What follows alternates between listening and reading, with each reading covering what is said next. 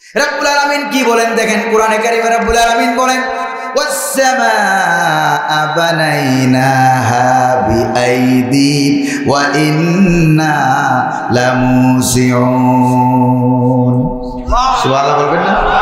রব্বুল আলামিন বলেন আকাশকে আমি আমার নিজ কুদরতি হাত দিয়ে তৈরি করেছি। ওয়া ইন্না লামুসিউন, আর প্রতিনিয়ত প্রতিটি মুহূর্তে আকাশটাকে আমি বড় করতেছি। তোমার বিজ্ঞান অজ্ঞান হয়ে গেছে এই জায়গায়, এখনো আকাশ আবিষ্কার করতে, আমেরিকা আবিষ্কার করতে পেরেছে বিজ্ঞানীরা, কিন্তু আকাশ আবিষ্কার করতে পারে নাই। মাটির নিচে কবরে কি হচ্ছে আবিষ্কার করতে পারে নাই। মরা মানুষ আর জিন্দা মানুষের মধ্যে পার্থক্য কি? কোন জিনিসের কারণে মানুষটা মরা, কোন জিনিস না থাকলে পরে মানুষ জিন্দা, এইটা বিজ্ঞানীরা রূহ সম্পর্কে কোনো তথ্য এখনো আবিষ্কার করতে, ফেরেশতা সম্পর্কে কোনো তথ্য এখনো বিজ্ঞান আবিষ্কার করতে পারে নাই। তাহলে বিজ্ঞান কোরআন সুন্নাহর কাছে আসলে একেবারেই অজ্ঞান। যেরকম ঠিক না ভাই? যদিও বিজ্ঞানকে আল্লাহ পাক যতটুকু জ্ঞান দান করেছেন তাদের আবিষ্কার দিয়ে আমরা নিজেরা উপকৃত হই, ঠিক না ভাই? এই যে সবার পকেটে পকেটে হাতে হাতে মোবাইল ফোন আছে নাকি নাই? এটা বিজ্ঞানের অবদান। বিজ্ঞানের মাথায় মোবাইল ফোন যিনি ঢুকাইছেন তিনি কে? জোরে কোন না কে? আল্লাহ পাক কোন ঢুকাই দিয়েছেন। প্রিয় ভাইরা আমার, মনে আছে কিনা নবীদের সামনে ব্যারিকেড মনে আছে? বলা হলো তোমরা কুলক্ষণ, কোন নবীর আমল নামায় গুনাই নাই, কুলক্ষণ হবে কোত্থেকে? বলা হলো নবীরা দেশ বিরোধী, স্বাধীনতা বিরোধী। বর্তমান জমানায় হলে বলা হতো রাজাকার। জোরে বলেন ঠিক কিনা? প্রিয় ভাইরা আমার, এই কথা বলে বলে যখন নবীদেরকে গালিগাল দেওয়া হচ্ছিল, কেউ বলে ধর, কেউ বলে মার, কেউ বলে জেলখানায় ঢুকা, কেউ বলে পাথর দিয়া ঢিল মার। বর্তমান যুগে হইলে হয়তো বলা হতো ফাঁসির কাস্টে ঝুলাইয়া দে। আবার কেউ কেউ বলতো ফাঁসির কাস্টে ঝুলাইতে গেলে অনেক সময় লাগে, বিচার ফয়সালা নাটক মাটক অনেক কিছু সাজাইতে অনেক সময় লাগে, কাজেই পেট কাইটা বঙ্গোপসাগরে ফালাইয়া দে। যেরকম ঠিক কিনা? এরকম কথা বলা হতো। প্রিয় ভাইরা আমার, যারা এমন কথা বলতো তারা বর্তমানে এমন বিপদে পড়ছে। আচ্ছা, বিপদ আপদ মুসিবতে পড়লে আমরা একটা দোয়া পড়ি, দোয়াটার নাম নাকি? নাম কি? দোয়া ইউনুস। কিন্তু ওরা বিপদে পড়ে যে দোয়াটা পড়বে, দোয়া ইউনুস পড়ার কপালও তাদের নাই। যেরকম ঠিক কিনা? কারণ পরবর্তীতে যে লোকটা আসছে এই লোকটার নাম হলো doctor Yunus. Preacher of the message of Islam, Muslim Center, ইসলামের বার্তা প্রচারক।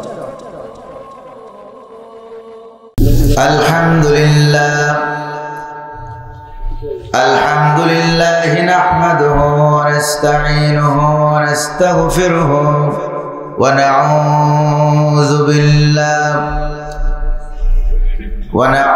বিল্লাহি মিন শুরুরি আনফুসিনা ওয়া মিন সাইয়্যাতি আ'মালিনা। من يهد الله فلا مضل له ومن يضلل فلا هادي له ونشهد أن لا إله إلا الله وحده لا شريك له ونشهد أن سيدنا وحبيبنا ومولانا محمدًا عبده ورسوله الذي أرسله بالحق بشيرا ونذيرا وداعيا إلى الله بإذنه وسراجا منيرا فقد قال الله تعالى في كلامه المجيد وفرقانه حميد أعوذ بالله من الشيطان الرجيم بسم الله الرحمن الرحيم وجاء من أقصى المدينة رجل يسعى قال يا قوم اتبعوا المرسلين اتبعوا من لا يسألكم أجرا وهم مهتدون وما لي لا أعبد الذي فطرني وإليه ترجعون وقال تعالى في شأن حبيبه تعظيما وتكريما إن الله وملائكته يصلون على النبي يا أيها الذين آمنوا صلوا عليه وسلموا تسليما اللهم صل على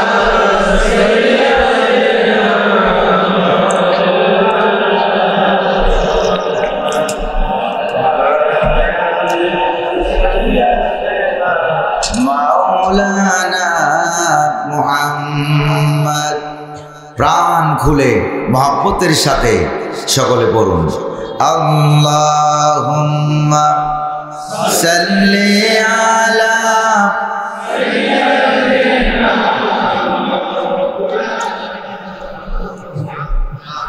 ওয়া আলা আলি সাইয়্যিদিনা মাওলানা বালাগাল উলা بكماله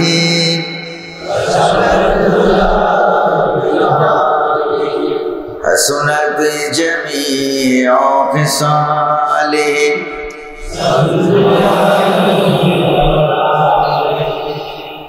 ये ना साकी हो तो फिर मैं भी न हो तुम भी न हो बज़्म तौहीद की दुनिया में न हो तुम भी न हो बलगल उला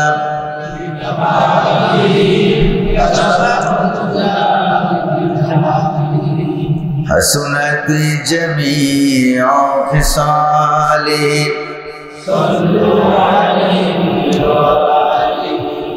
हो नाए फुल तो बुलबुल का तरन्नुम भी न हो चमनदार में कलियों का तबस्सुम भी न हो बलगल उला बिकमालिही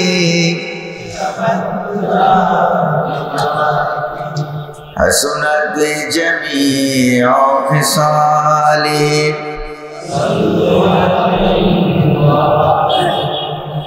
मुझे कुछ मिले या न मिले मोहम्मद मिले यानी वो शई जिससे अल्लाह मिले बलगल उला बिकमालिही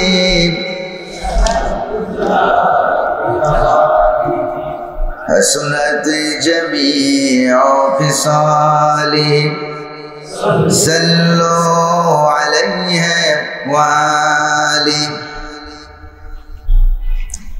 साहिब सदर जनाब सभापति बांग्लादेशेर ऐतिह्यबाही सुनामधन्य जिला गाजीपुर जिलार टंगी एलाकार सानोयारा फाउंडेशन एर उद्योगे आयोजित दिनव्यापी ऐतिहासिक ताफसीरुल कुरान महफिलेर सम्मानित सभापति বাইতুন নূর জামে মসজিদের ইমাম খতিব আলেম দ্বীন হাফেজ মাওলানা মুফতি আব্দুর রহমান সাহেব দামাত বারকাতুহুল আলিয়া আজকের মাহফিলের সম্মানিত পরিচালক হাফেজ মাওলানা মুফতি আনোয়ার হোসেন ফরিদী, আমি আসার আগে যিনি আলোচনা বয়ান পেশ করলেন, আপনাদের এলাকার রত্ন গৌরব হাফেজ মাওলানা মুফতি মোহাম্মদ আবদুল্লাহ সাহেব, বয়ান পেশ করেছেন আলহাজ মুফতি শাহাদত হুসাইন সাহেব, মাওলানা আহসান হাবিব সাহেব সহ মঞ্চে উপবিষ্ট ওলামায়ে কেরাম, আমার সামনে উপস্থিত কোরআন প্রেমিক ইসলাম প্রিয় ভাইরা, পর্দার আড়ালের মা এবং বোনেরা, মাহফিলের বিভিন্ন দায়িত্ব কাজে নিয়োজিত স্বেচ্ছাসেবক কর্মী ভাইরা, মিডিয়া কর্মী ভাইরা, সকলের প্রতি আমার আন্তরিক সালাম।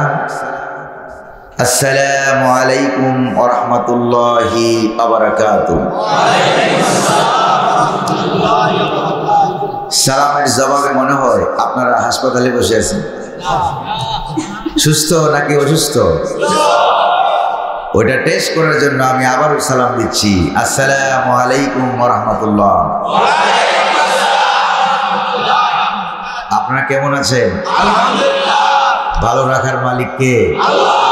তৌফিক দিলেন কে? আল্লাহ। বসার তৌফিক দিলেন কে? আল্লাহ। পরিবেশকে সুন্দর মনোমুগ্ধকর, নাতিশীতোষ্ণ, এয়ার কন্ডিশন, না শীত না গরম যিনি করে দিলেন তিনি কে?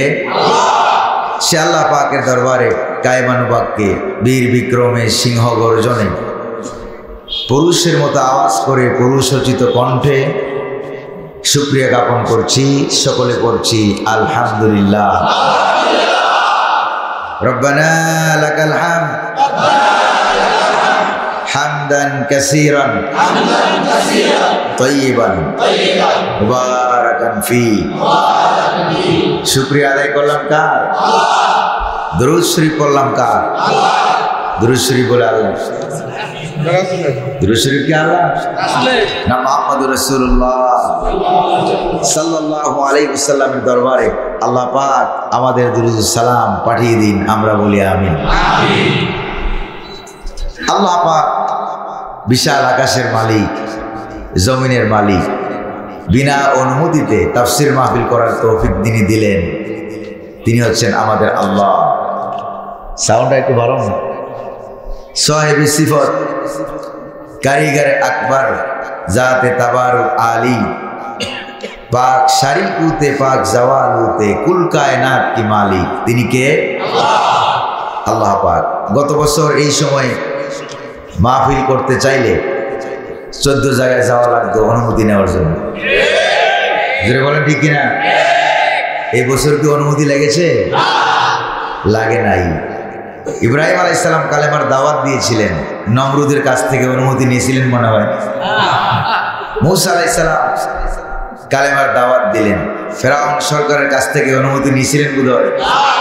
মুহাম্মদুর রাসূলুল্লাহ সাল্লাল্লাহু আলাইহি ওয়াসাল্লাম কালেমার দাওয়াত দিলেন, আবু জাহেলের কাছ থেকে নিশ্চয়ই অনুমতি নিয়েছিলেন।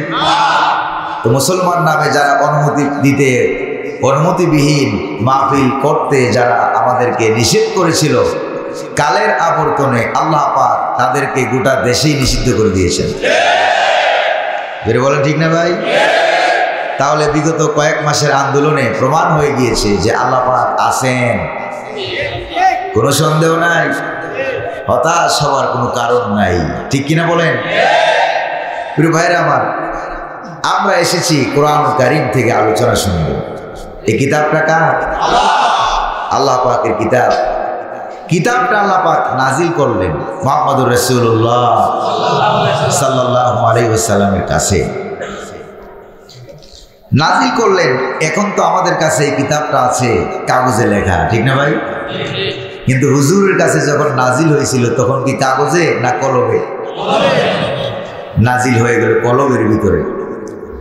কলমের ভিতরে নাজিল হওয়ার কারণে আবু জাহেলের মাথাটা সবার আগে খারাপ হয়েছে। কারণ এমন জায়গায় নাজিল হয়েছে সেখান থেকে চুরি করার, ডাকাতি করার, ছিনতাই করার, আগুন লাগায় পুড়ে ফেলার কোনো সুযোগ নাই। এই জন্য আবু জাহেলের মাথাটা গরম হয়ে গেছে, খারাপ হয়ে গিয়েছিল। মুহাম্মদুর রাসূলুল্লাহ সাল্লাল্লাহু আলাইহি সাল্লামকে ধরে জেলখানায় ঢুকাইছিল না ঢুকায় নাই? অপরাধ হলো ভিতরে কেন কোরআন, এই কারণে। ঠিক না ভাই? ঠিক একই অপরাধে আমাদের বাংলাদেশে কোরআনের পাখি শহীদ মরহুম আল্লামা সাঈদী রহমতুল্লাহ আলাইহি, তাকেও স্বৈর শাসক জালেমেরা 13 বছর জেলখানায় ঢুকিয়ে রাখছিল। আরো আসতে বলেন ঠিক। হামলা হওয়ার সম্ভাবনা আছে বোধহয়, মামলা হওয়ার সম্ভাবনা আছে বোধহয়, কামলা লাগানোর সম্ভাবনা আছে মনে হয়। একটা সম্ভাবনা নাই, সকল সম্ভাবনা যিনি উড়িয়ে দিলেন তিনি কে? আল্লাহ পাক সুবহানাহু ওয়া তাআলা। নাজিল হলো এক কলবে, সেখান থেকে এক কলবে সীমাবদ্ধ থাকলো না গোটা পৃথিবীতে ছড়িয়ে গেল? সাহাবায়ে কেরামের লক্ষ কলবে ট্রান্সফার হয়ে গেছে, সেখান থেকে তাবিন তাবে তাবিন সারা পৃথিবীতে বর্তমান সময়ে সারা পৃথিবীতে প্রায় 6 কোটি কোরআনুল কারীমের হাফেজ এখনো আছে। বাংলাদেশে প্রায় 26 লক্ষ আছে। তো কয় লক্ষ ধরবা? কয়জন জেলখানায় নিবা? কয়জন আটকাবা? কয়জন ফাঁসির রশিদে ঝুলাবা? ঝুলাতে ঝুলাতে সারা দুনিয়ার সমস্ত ফাঁসির দড়িগুলো শেষ হয়ে যেতে পারে, কিন্তু আমাদের কল্লা শেষ হবে না। জোরে বলেন ঠিক কিনা? এটা কি বিগত বছরে প্রমাণিত হয় নাই? হয়েছে। যিনি প্রমাণ করাই দিলেন তিনি কে? বিগত বছরে দেখেন আল্লাহ পাক কোরআনটাকে নাজিল করলেন এক কলবে, সারা দুনিয়া ছড়াই গেল। কিয়ামত পর্যন্ত এই কোরআন কেউ নিভাতে পারবে না। বিগত বছরে আমরা যেখানেই যাইতাম মাহফিল কমিটি আমাদেরকে বলতো, হুজুর পরিবেশ পরিস্থিতি অবস্থা অনেক খারাপ। আমি বললাম যে ভাই কি করতে হবে বলেন? কয় আসমানের উপরের কথা বলবেন আর না হয় মাটির নিচের কথা বলবেন, মাঝখানের কথা বলবেন না, কারণ মাঝখানে অনেক গরম, অনেক ঝামেলা আছে। তো আমি বললাম ভাই মাঝখানে গরম যদি ঠান্ডা করতে না পারেন, কবরের গরম ঠান্ডা করতে পারবেন না, কারণ মাঝখানের সিদ্ধান্তটাই আমলটাই প্রমাণ করবে আপনি কবরে ভালো থাকবেন নাকি মন্দ থাকবেন। ঠিক না ভাই? এই জন্য গত 17 বছর আমরা কোরআনুল কারীমের কথা বলেছি, অনেক ঘুরেই কথা বলেছি।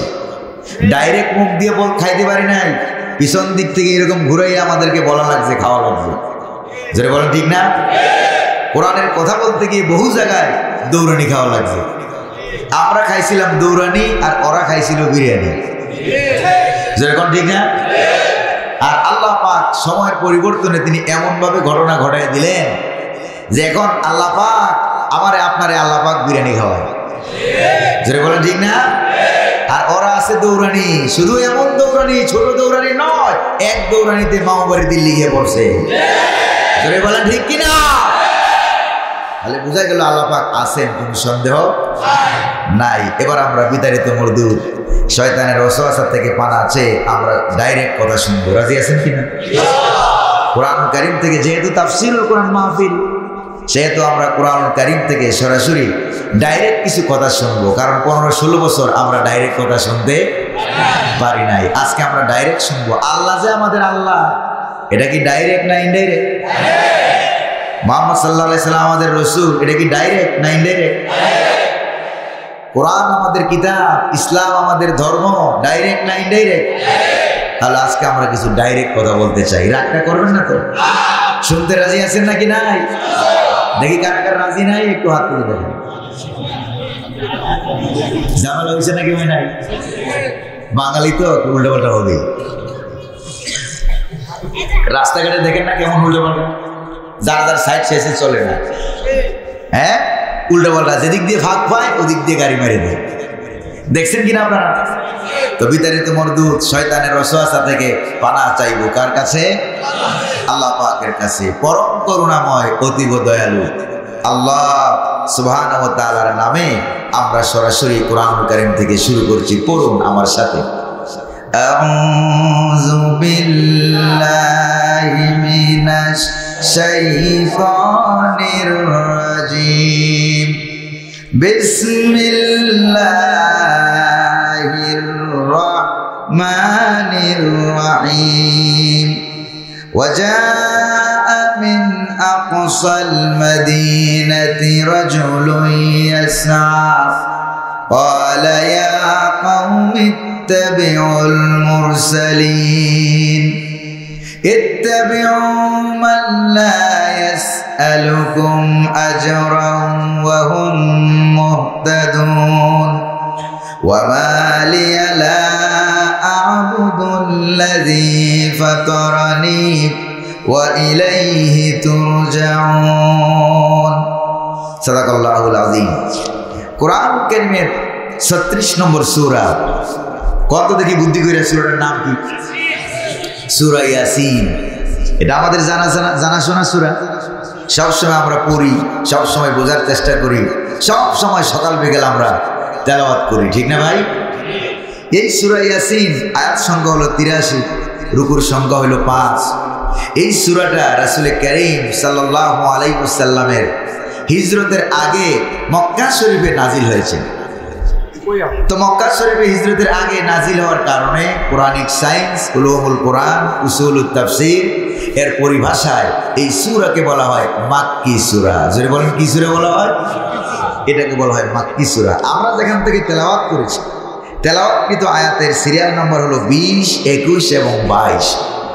এই আয়াতগুলির ভিতরে আল্লাহ পাক এমন একটা ঘটনা সূরা ইয়াসিনে উল্লেখ করেছেন যে গোটা একজন ব্যক্তি ছিল সেই কালে। কয়জন? একজন ব্যক্তি ছিল। সেই একজন ব্যক্তি নবীদেরকে বাঁচাবার জন্য, ইসলামের পক্ষে কাজ করার জন্য একটা জালিম শাসক গোটা দেশের বিরুদ্ধে একজন ব্যক্তি প্রতিবাদ করেছিল। জোরে বলে না কয়জন? একজন ব্যক্তি প্রতিবাদ করেছিল একটা দেশের বিরুদ্ধে, একটা সরকারের বিরুদ্ধে। প্রতিবাদ করতে গিয়ে জীবন দিয়েছে। আল্লাহ পাক ওই ব্যক্তিটাকে মৃত্যুর আগে আগে 7 আকাশের দরজা খুইলা জান্নাত দেখাইয়া এরপরে আল্লাহ পাক তাকে দুনিয়া থেকে শহীদের মর্যাদা দান করেছেন। তা আমরা কি মৃত্যুর সময় জান্নাত দেখতে চাই? দেখতে চাই নাকি চাই না? মৃত্যুর সময় আমরা জান্নাত দেখতে চাই। হাদিস শরীফে আছে প্রত্যেকটা মানুষকে যদি জান্নাতি হয় তাকে মৃত্যুর সময় জান্নাত দেখানো হয়, যদি জাহান্নামী হয় তাকে মৃত্যুর সময় আল্লাহ পাক তাকে জাহান্নাম দেখাই দেয়। প্রিয় ভাইরা আমার, এজন্য সূরা ইয়াসিনের এই আয়াতগুলো, এই ঘটনাটা নাজিল হয় কখন? যখন মক্কা শরীফে আবু জাহেল সরকার কর্তৃক মুহাম্মদ সাল্লাল্লাহু আলাইহি সাল্লাম সাহাবায়ে কেরামদেরকে ধরে ধরে মারা হচ্ছিল, জেলখানায় ঢুকানো হচ্ছিল, মার খাচ্ছিলেন সাহাবায়ে কেরাম। এই ঘটনা নাজিল করে আল্লাহ পাক সাহাবায়ে কেরামদেরকে সান্ত্বনা দিয়ে দিলেন আর বলে দিলেন, এই দিন দিন না, আরো দিন আছে। আরো দিন যে আছে এটাকে আপনার টের পান নাকি পান না? জালেমেরা মনে করেছিল, স্বৈরাচারীরা মনে করেছিল গুটি কয়েকজন লোককে জেলখানার ভিতরে আটকে দিলে, তাদেরকে ফাঁসির কাষ্টে ঝুলিয়ে দিলে ইসলাম দুনিয়া থেকে শেষ হয়ে যাবে, ইসলামী আন্দোলন শেষ হয়ে যাবে, ইসলামী দল শেষ হয়ে যাবে, কোরআন দুনিয়া থেকে শেষ হয়ে যাবে। কিন্তু তারা বুঝতে পারে নাই তাদের পতনের জন্য আমাদের বাংলাদেশের স্কুল, কলেজ, মাদ্রাসা, ইউনিভার্সিটির ছোট ছোট বাচ্চারাই আর কিশোরেরা, যুবকেরাই তাদের পতনের জন্য যথেষ্ট ছিল। ঠিক না ভাই? এরা বুঝতে পারে নাই, এরা মনে করেছে পতন হবে অন্য দিক দিয়া, চতুর্দিক দিয়ে টাইট করে, কি জানি কয়, প্লাস দিয়া, র্যাঞ্চ দিয়ে, স্ক্রু ড্রাইভার দিয়ে টাইট করলো, কিন্তু যেই জায়গা দিয়ে ডিল হয়ে গেল, ডিল রয়েই গেল, আল্লাহ পাক বুঝতেও দেয় নাই। এরকম ঠিক কিনা? দুধ কলা খাওয়াইয়া যাদেরকে পুষলো তারাই এসে বলল, আপা স্বপ্ন তো দেখেছেন, অনেক স্বপ্ন, অনেক স্বপ্ন দেখেছিলেন। প্রথমে দেখেছিলেন 21 সাল, কথা কয় না, মায়ের আসার সম্ভাবনা আছে মনে হয়। এরপরে 21 সাল পেরিয়ে গেল, স্বপ্ন দেখলেন কত? 41 সাল। 41 সাল আসতে পারে নাই, সঙ্গে সঙ্গে যাদেরকে দুধ কলা খাওয়াইয়া পুষলেন তারা এসে বলল, আপা আবাবিল পাখিরা যেরকম ভাবে লাফাইয়া লাফাইয়া আসতেছে, আমার মনে হয় 40 মিনিট থেকে বেশি সময় দেওয়া যাবে না, ঠিক কিনা? এরকম পরিস্থিতি মক্কা শরীফে হয়েছিল। এই পরিস্থিতির সময় সাহাবায়ে কেরামদেরকে সান্ত্বনা দেওয়ার জন্য, মুহাম্মদ সাল্লাল্লাহু আলাইহি সাল্লামকে সান্ত্বনা দেওয়ার জন্য আল্লাহ পাক সূরা ইয়াসিনের একজন গরীব মানুষ, খেটে খাওয়া মানুষ, শ্রমিক মানুষ, মজদুর মানুষ, তার ঘটনা আল্লাহ পাক উল্লেখ করে বুঝিয়ে দিলেন। কিছু মানুষ শহীদ হবে, কিছু মানুষ ফাঁসির রশিদে ঝুলবে, কিছু মানুষ খুন হবে, কিছু মানুষ গুম হবে। বঙ্গভবনেও খুন গুমের লাশ পাওয়া যাবে। জোরে বলেন ঠিক না ভাই? কিন্তু এই দিন না, আরো দিন আছে। এমন একটা সময় আসবে আবু জাহেলরা পালাবার সুযোগ পাবেন। প্রিয় ভাইরা আমার, এই সূরার ভিতরে যে ঘটনাটা আমি আপনাদের সামনে তাফসীরের আলোকে বয়ান করতে চাই, আল্লাহ পাক যেন তার এই নগণ্য গোলামকে তৌফিক দান করেন, বলি আমিন। আর জোরে বলি আমিন। আপনারা আবার রাগটা করবেন না তো? কোরআন কারীমের তাফসীর এটা একটা এমন জিনিস, যদি তাফসীর কোরআন কারীম থেকে সঠিকভাবে করা হয় তাহলে আপনাদের কাছে মনে হবে আকাশ থেকে সবেমাত্র বর্তমান পরিস্থিতি বুঝাবার জন্য আল্লাহ পাক কোরআন নাজিল করতেছেন। সুবহানাল্লাহ বলবেন না? কোরআন কারীম কি মরা কিতাব না জিন্দা কিতাব? এটা জিন্দা কিতাব। লা তুহসা আজাইবুহু ওয়ালা তুবলা গরাইবুহু ফিহি মাসাবিহুল হুদা ওয়া মানারাতুল হিকমা। জ্ঞান বিজ্ঞানের মহাসমুদ্র। সিল্লে কোন সুবহানাল্লাহ। এটা কখনো পুরাতন হয় না, কখনো লয় হয় না, কখনো ক্ষয়। এটা এমন কোরআন কারীম। প্রিয় ভাইরা আমার, হযরত ঈসা আলাইহিস সালামের নাম তো আপনারা অবশ্যই শুনেছেন, না শুনেন নাই বলেন? শুনছেন নাকি শুনেন নাই? তিনি তো মারা যান নাই। তিনি কি মারা গেছেন? দ্বিতীয় আসমানে আছেন। হুজুরের সাথে দেখা হয়েছে মেরাজের রাত্রিতে। সুবহানাল্লাহ। এরপরে তিনি আবার দুনিয়াতে আগমন করবেন।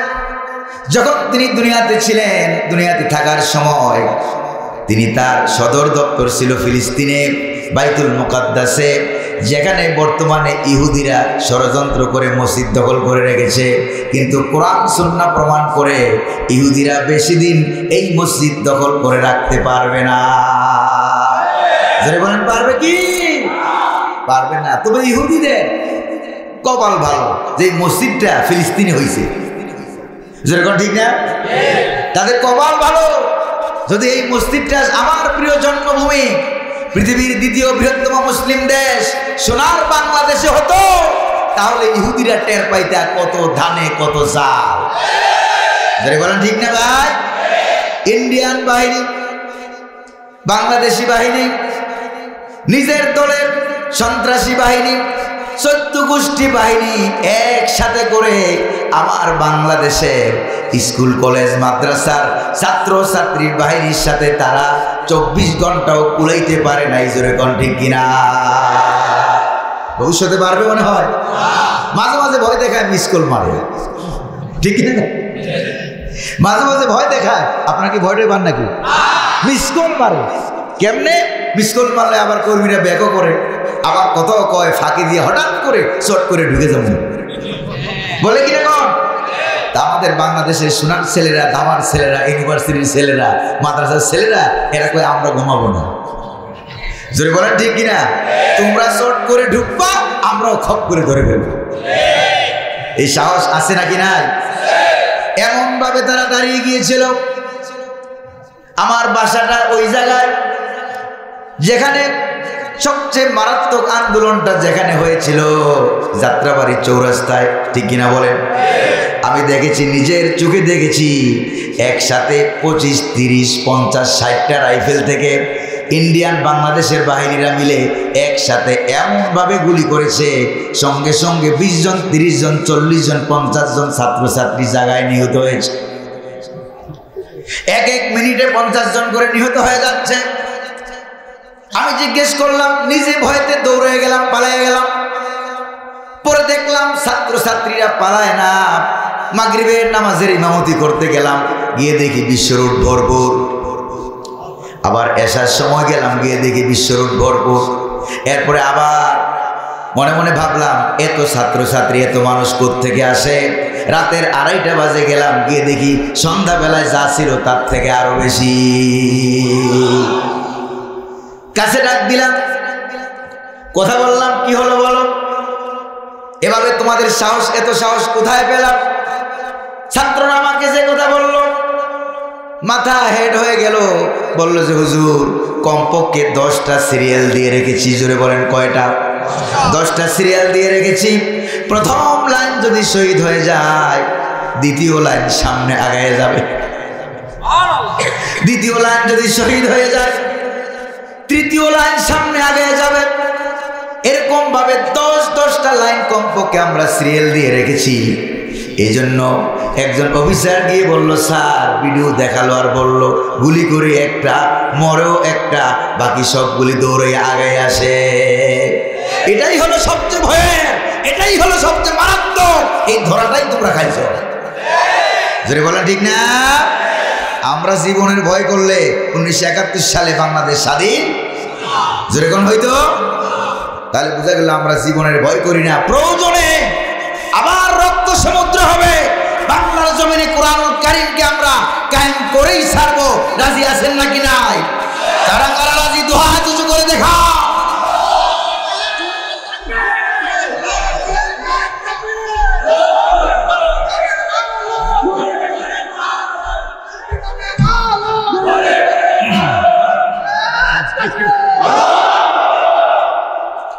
প্রিয় ভাইরা আমার, আছেন নাকি আপনারা? রাগটা করতেছেন না তো? আমরা দেখে বদদুয়া দিয়েন না কিন্তু, জলিপুরি শেষ হয়ে যাবে।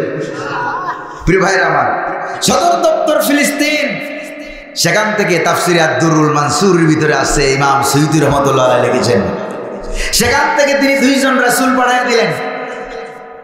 পাঠানোর সময় আল্লাহর কাছে দোয়া করলেন, আল্লাহ তাআলা আমাকে তুমি মুজিজা দান করেছো, আমার পক্ষ থেকে প্রেরিত রাসূল তাদেরকে তুমি সেটা দান করো। কুষ্ঠরোগীর গায়ে হাত বুলালে সঙ্গে সঙ্গে কুষ্ঠরোগ ভালো হয়ে যায়। সুবহানাল্লাহ বলবেন না? তারপরে টাক মাথায় হাত বুলায়, টাক মাথা দিয়ে চুল গজায়। তারপরে মরা মানুষকে বলে ডাক দেয়, সঙ্গে সঙ্গে মরা মানুষ জিন্দা হয়ে কথা বলে পরিচয় দেয়। ঘটনা কি সহজ মনে করেন আপনারা? যাও, আমার পক্ষ থেকে 2 জন পাঠিয়ে দিলাম, সিরিয়াতে যাও, গিয়া দাওয়াত দিবা। কার? আল্লাহর দাওয়াত দিবা। ওরা তাই করলো। সিরিয়াতে ঢুকতেছে, অ্যান্টাকিয়া শহরে ঢুকতেই দেখে একটা গরিব মানুষ গাছ কাটে, করাত দিয়ে গাছ কাটে, তক্তা তৈরি করে, আর চৌকি, টেবিল, চেয়ার, ফার্নিচার তৈরি করে কোন রকম সংসার জীবন চালায়। কাছে গিয়ে বললো, ভাই তোমার নাম কি? কয় যে আমার নাম হাবিব। কই করোটা কি? কই যে কোন রকম এই মিস্ত্রি পেশা, এখানে একটু শ্রম দেয়, কোন রকম সেখান থেকে যা 2 পয়সা আসে সেটা দিয়ে আমি আমার নিজের সংসার ঘর পরিচালনা করি। কই ধর্ম কি? ওই যে ওই দেখো মূর্তি দাঁড়িয়ে আছে, আমার ধর্ম হলো মূর্তি পূজা করা। আমার ধর্ম হলো মূর্তি পূজা করা। তবে দেখো আমার শরীরের দিকে তাকায় দেখো, প্রায় 50-60 বছর হবে আমি কুষ্ঠরোগে আক্রান্ত। এই মূর্তিটারে কত দুধ করে খাওয়ালাম, কত পূজা তাকে করলাম, মিষ্টি খাওয়ালাম, প্রসাদ খাওয়ালাম, বললাম আমার রূপটা ভালো করে দাও, কিন্তু মূর্তিতে আমার রূপ ভালো বানাইতে পারে নাই। এবার 2 জন নবী বললেন, পয়গম্বর বললেন, আমাদের কাছে একটা কালেমা আছে, যদি তুমি সেই কালেমা গ্রহণ করো, কালেমা গ্রহণ করতে দেরি হবে, কালেমা গ্রহণ করার বদৌলতে আমরা দোয়া করব, আল্লাহ রাব্বুল আলামিন সঙ্গে সঙ্গে তোমার রূপ ভালো বানাইয়া দিবে। ওই তাই নাকি? কইছে হ্যাঁ। ওই তাইলে তো আর অসুবিধা নাই, কালেমা আমারে পড়াও। কইছে হাত দাও, কালেমা পড়ো, লা ইলাহা ইল্লাল্লাহু ঈসা রুহুল্লাহ। কালেমা পড়লো, হাত দিল। আগে ছিল মুশরিক, এখন হয়ে গেছে মুসলমান। 2 জন পয়গম্বর গায়ে হাত বুলালো, দোয়া করলো। দোয়া করতে দেরি, তাকে দেখে গোটা শরীর নূরে চকচক করতেছে। 50-60 বছরের কুষ্ঠরোগ ভালো হয়ে গেছে। কুষ্ঠরোগ ভালো হয়ে গেছে, খুশিতে আত্মহারা হয়ে গেছে। দৌড় মারলো মূর্তির দিকে, যাইয়া মূর্তির ঠ্যাং ধরে মারলো এক আছাড়। ওই তুই কি একটা খোদা নাকি আসলে একটা বেহুদা? এত বছর দুধ কলা খাওয়াইলাম, আমার রূপ ভালো বানাইতে? ঠ্যাং ধরে মারলো এক আছাড়। আর তাদের মূর্তির প্রতি কত মহব্বত। জোরে বলেন ঠিক কিনা? রাস্তার মোড়ে মোড়ে ভাস্কর্যের নামে মূর্তি, সেই মূর্তির বিরুদ্ধে কথা বলার কারণে আমরা আমাদের মাহফিল থেকে বিরিয়ানি খাইতে পারি নাই, দৌড়ানি খাইয়া আত্মরক্ষা করে জীবন নিয়ে ফেলাইছি। যদি বলেন ঠিক না? মূর্তি। আর এখন আল্লাহ পাক এমন আবাবিল পাখিদেরকে লাগাইয়া দিলেন, মূর্তির গলায় রশি লাগাইয়া তাই না মূর্তি ভাঙা শেষ করছে। যেরকম ঠিক না? হিন্দুরা তাদের মন্দিরে তাদের পূজার জন্য অসংখ্য অগণিত মূর্তি রাখলেও আমাদের কোনো অসুবিধা নাই, কিন্তু মুসলমান পরিচয়ে কোন ব্যক্তি ভাস্কর্যের নামে রাস্তার মোড়ে মোড়ে মূর্তি বানাতে পারে না। এটা ইসলাম ধর্ম কর্তৃক সমর্থিত। তারা মূর্তি চিনতে ভুল করছে, মূর্তির প্রতি মায়া মহব্বত ভালোবাসা, কিন্তু আমার দেশের আপনার এলাকার কুত্তাগুলো মূর্তি চিনতে ভুল করে না। ওরা ভুল করে, মূর্তি চিনতে ভুল করে না। রাস্তায় একটা মূর্তি পাইলে আপনি রাখে গেলেন, বেড়াটেরা দেন নাই। যদি খোলামেলা পরিবেশে রাখতেন তাহলে দেখতেন কুত্তায় কেমনি মূর্তিরে আদর করে। যেরকম ঠিক কিনা? মুহাম্মদ সাল্লাল্লাহু আলাইহি ওয়াসাল্লামের কাছে একটা যুবক আসছে কান্দে করে একটা ভাঙা মূর্তি নিয়ে। নবী জিজ্ঞেস করলেন, যুবক তোমার মূর্তিটা ভাঙা কেন? কইছে, ইয়া রাসূলুল্লাহ, এটা তো আমার খোদা, ছোট্ট মূর্তি। এই খোদাকে আমি সব সময়ের কাজ সাথে রাখি, না জানি কোন সময় কোন বিপদে আপদে পড়ি। রাস্তা দিয়ে হাঁটতে গিয়া হঠাৎ রাস্তার মধ্যে পেটে চাপ এলো, প্রকৃতির ডাক এলো, টয়লেটে যাওয়ার প্রয়োজন হলো। তো মনে মনে ভাবলাম, এই নাপাক জায়গায় তো খোদাকে নিয়ে যাওয়া উচিত হবে না। খোদাকে রাস্তার উপরে রেখে গেলাম কাম সারতে। কাম সেরে এসে দেখি আমার কামও সারা, খোদার কামও সারা, সর্বনাশ। এরপরে এই মূর্তির একবারে মাথা থেকে শুরু করে ঠ্যাং পর্যন্ত পুরা শরীর ভিজা। তোমার মনে ভাবলাম, খোদার শরীর ভিজা, অবশ্যই কোনো বরকতের পানি টানি হবে। মাথায় হাত দিলাম, হাতে পানি লাগাইয়া জিহ্বায় লাগাইয়া চাপতে লাগলাম। দেখলাম এত জাজালো আর এত দুর্গন্ধ। মনে মনে ভাবলাম, বরকতের পানি এরকম দুর্গন্ধ হবে কেন? এদিক সেদিক তাকালাম, তাকায় দেখি দূরের থেকে একটা কুকুর হেঁটে যাচ্ছে, আর তার নিচের থেকে টপ টপ করে। ইয়া রাসূলুল্লাহ, মেজাজটা বড় খারাপ হয়ে গেল। কোন বরকতের পানি এটা? কি পানি না মুখে দিলাম, সর্বনাশ করলাম। ঠ্যাং ধরে মারলাম, গাছা, তুই তো কুত্তার পেশাব দিয়া নিজেরে বাঁচাইতে পারলি না, আমারে বিপদ থেকে বাঁচাবি কেমনে? হাদিস শরীফে এসেছে, নবীজি হেসে দিয়েছিলেন। এই একবার মাত্র আল্লাহর নবী হাসার কারণে দন্ত মোবারক বিকশিত হয়ে গিয়েছিল, অট্ট হাসি হেসেছিলেন। অন্য কোনোদিন নবীজির হাসিতে সাহাবায়ে কেরাম দাঁত দেখেন নাই, এত অট্ট হাসি হেসেছিলেন। জিজ্ঞেস করলেন, যুবক আমার কাছে কেন এসেছ? যুবক বলল, ইয়া রাসূলুল্লাহ, ইয়া হাবিবাল্লাহ, ওই মূর্তিগুলির দুর্বলতা, অক্ষমতা, দীনতা, হীনতা, অসারতা, দুর্বলতা আমার কাছে ধরা পড়েছে। ওরা নিজেকেই বাঁচাইতে পারে না, আমারে দুনিয়াও বাঁচাইতে পারবে না, পরকালও আমারে বাঁচাইতে পারবে না। ইয়া রাসূলুল্লাহ, আপনি আমাকে ইসলামের দীক্ষা এবং শিক্ষা আমাকে দিয়ে দেন। নবীজি বললেন, যুবক হাত দাও। আল্লাহর নবী যুবকের হাত ধরে কালেমা পড়ে দিলেন। যুবক তুমি পড়ো, লা ইলাহা ইল্লাল্লাহু মুহাম্মাদুর রাসূলুল্লাহ সাল্লাল্লাহু আলাইহি ওয়াসাল্লাম। প্রিয় ভাইরা আমার, এই দুইজন লোকের হাতে হাত দিয়া ওই মিস্ত্রি বেচারা গরিব মানুষ ইসলাম গ্রহণ করলো। আপনাদের এলাকায় আছে না কিছু গরিব মানুষ? ঠেলা গাড়ি চালায়, রিক্সা চালায়, অটো গাড়ি চালায়, অন্যের বাড়িতে কাজ করে, গার্মেন্টসে কাজ করে, এরকম গরিব মানুষ আছে নাকি নাই? কিন্তু এই গরিব মানুষরাই দেখবেন আপনার বিপদ মুসিবতে দৌড়ে আপনার কাছে সাহায্য করার জন্য আসবে। কোথাও কে মারা গেল কিনা, গ্রামগঞ্জে দেখা যায় মৃত্যুর খবর শুনলে দৌড়ে গরিব মানুষের আসে, এসে বলে, ভাইজান কোন জায়গায় কবর খুঁড়বেন? বিনা পয়সায় এসে কবর খুঁড়ে দিয়ে যায়, গোসল করে দিয়ে যায়, বিনা পয়সায় কবর খুঁড়ে দিয়ে যায়। কিন্তু দুঃখের বিষয় হলো সত্য, দাওয়াত অনুষ্ঠান বিবাহ শাদী যখন হয় তখন বড় বড় বাড়িওয়ালারা দাওয়াত পায়, ওই গরিব মানুষগুলো দাওয়াত পায় না। আমার মনে হয় আপনাদের এলাকার পরিস্থিতিও এর চেয়ে ভিন্ন নয়, ঠিক কিনা বলেন? গরিব মানুষ ইসলাম গ্রহণ করলো। প্রিয় ভাইরা আমার, এই যে স্বাধীনতার আন্দোলনে 1971 সালে 2024 সালে যারা জীবন দিল, ধনীরা না গরিবরা বেশি? জোরে কর না কারা?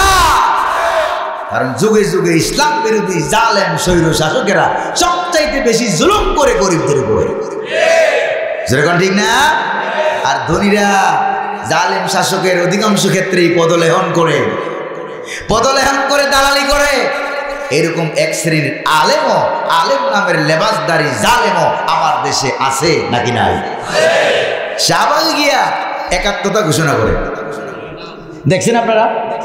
শাহবাগে গিয়া একাত্মতা ঘোষণা করে, ইসলাম বিরোধী কাফের বেদিনের সাথে একাত্মতা ঘোষণা করে কয় যে মাওলানা সাইদির ফাঁসি আমিও চাই। নাউজুবিল্লাহ কবেন না? বলছে না, বলে না, বানায় বলছি নাকি? আবার আরেক দল আছে জান্নাতের সার্টিফিকেট দেয়, বেহেশতের টিকিট বিক্রি করে। যেরকম ঠিক কিনা? তো কোথায় তোমার বেহেশতের টিকিট? পালাবো না, জায়গা দিবে? দুইটাই আছে। যেরকম ঠিক না?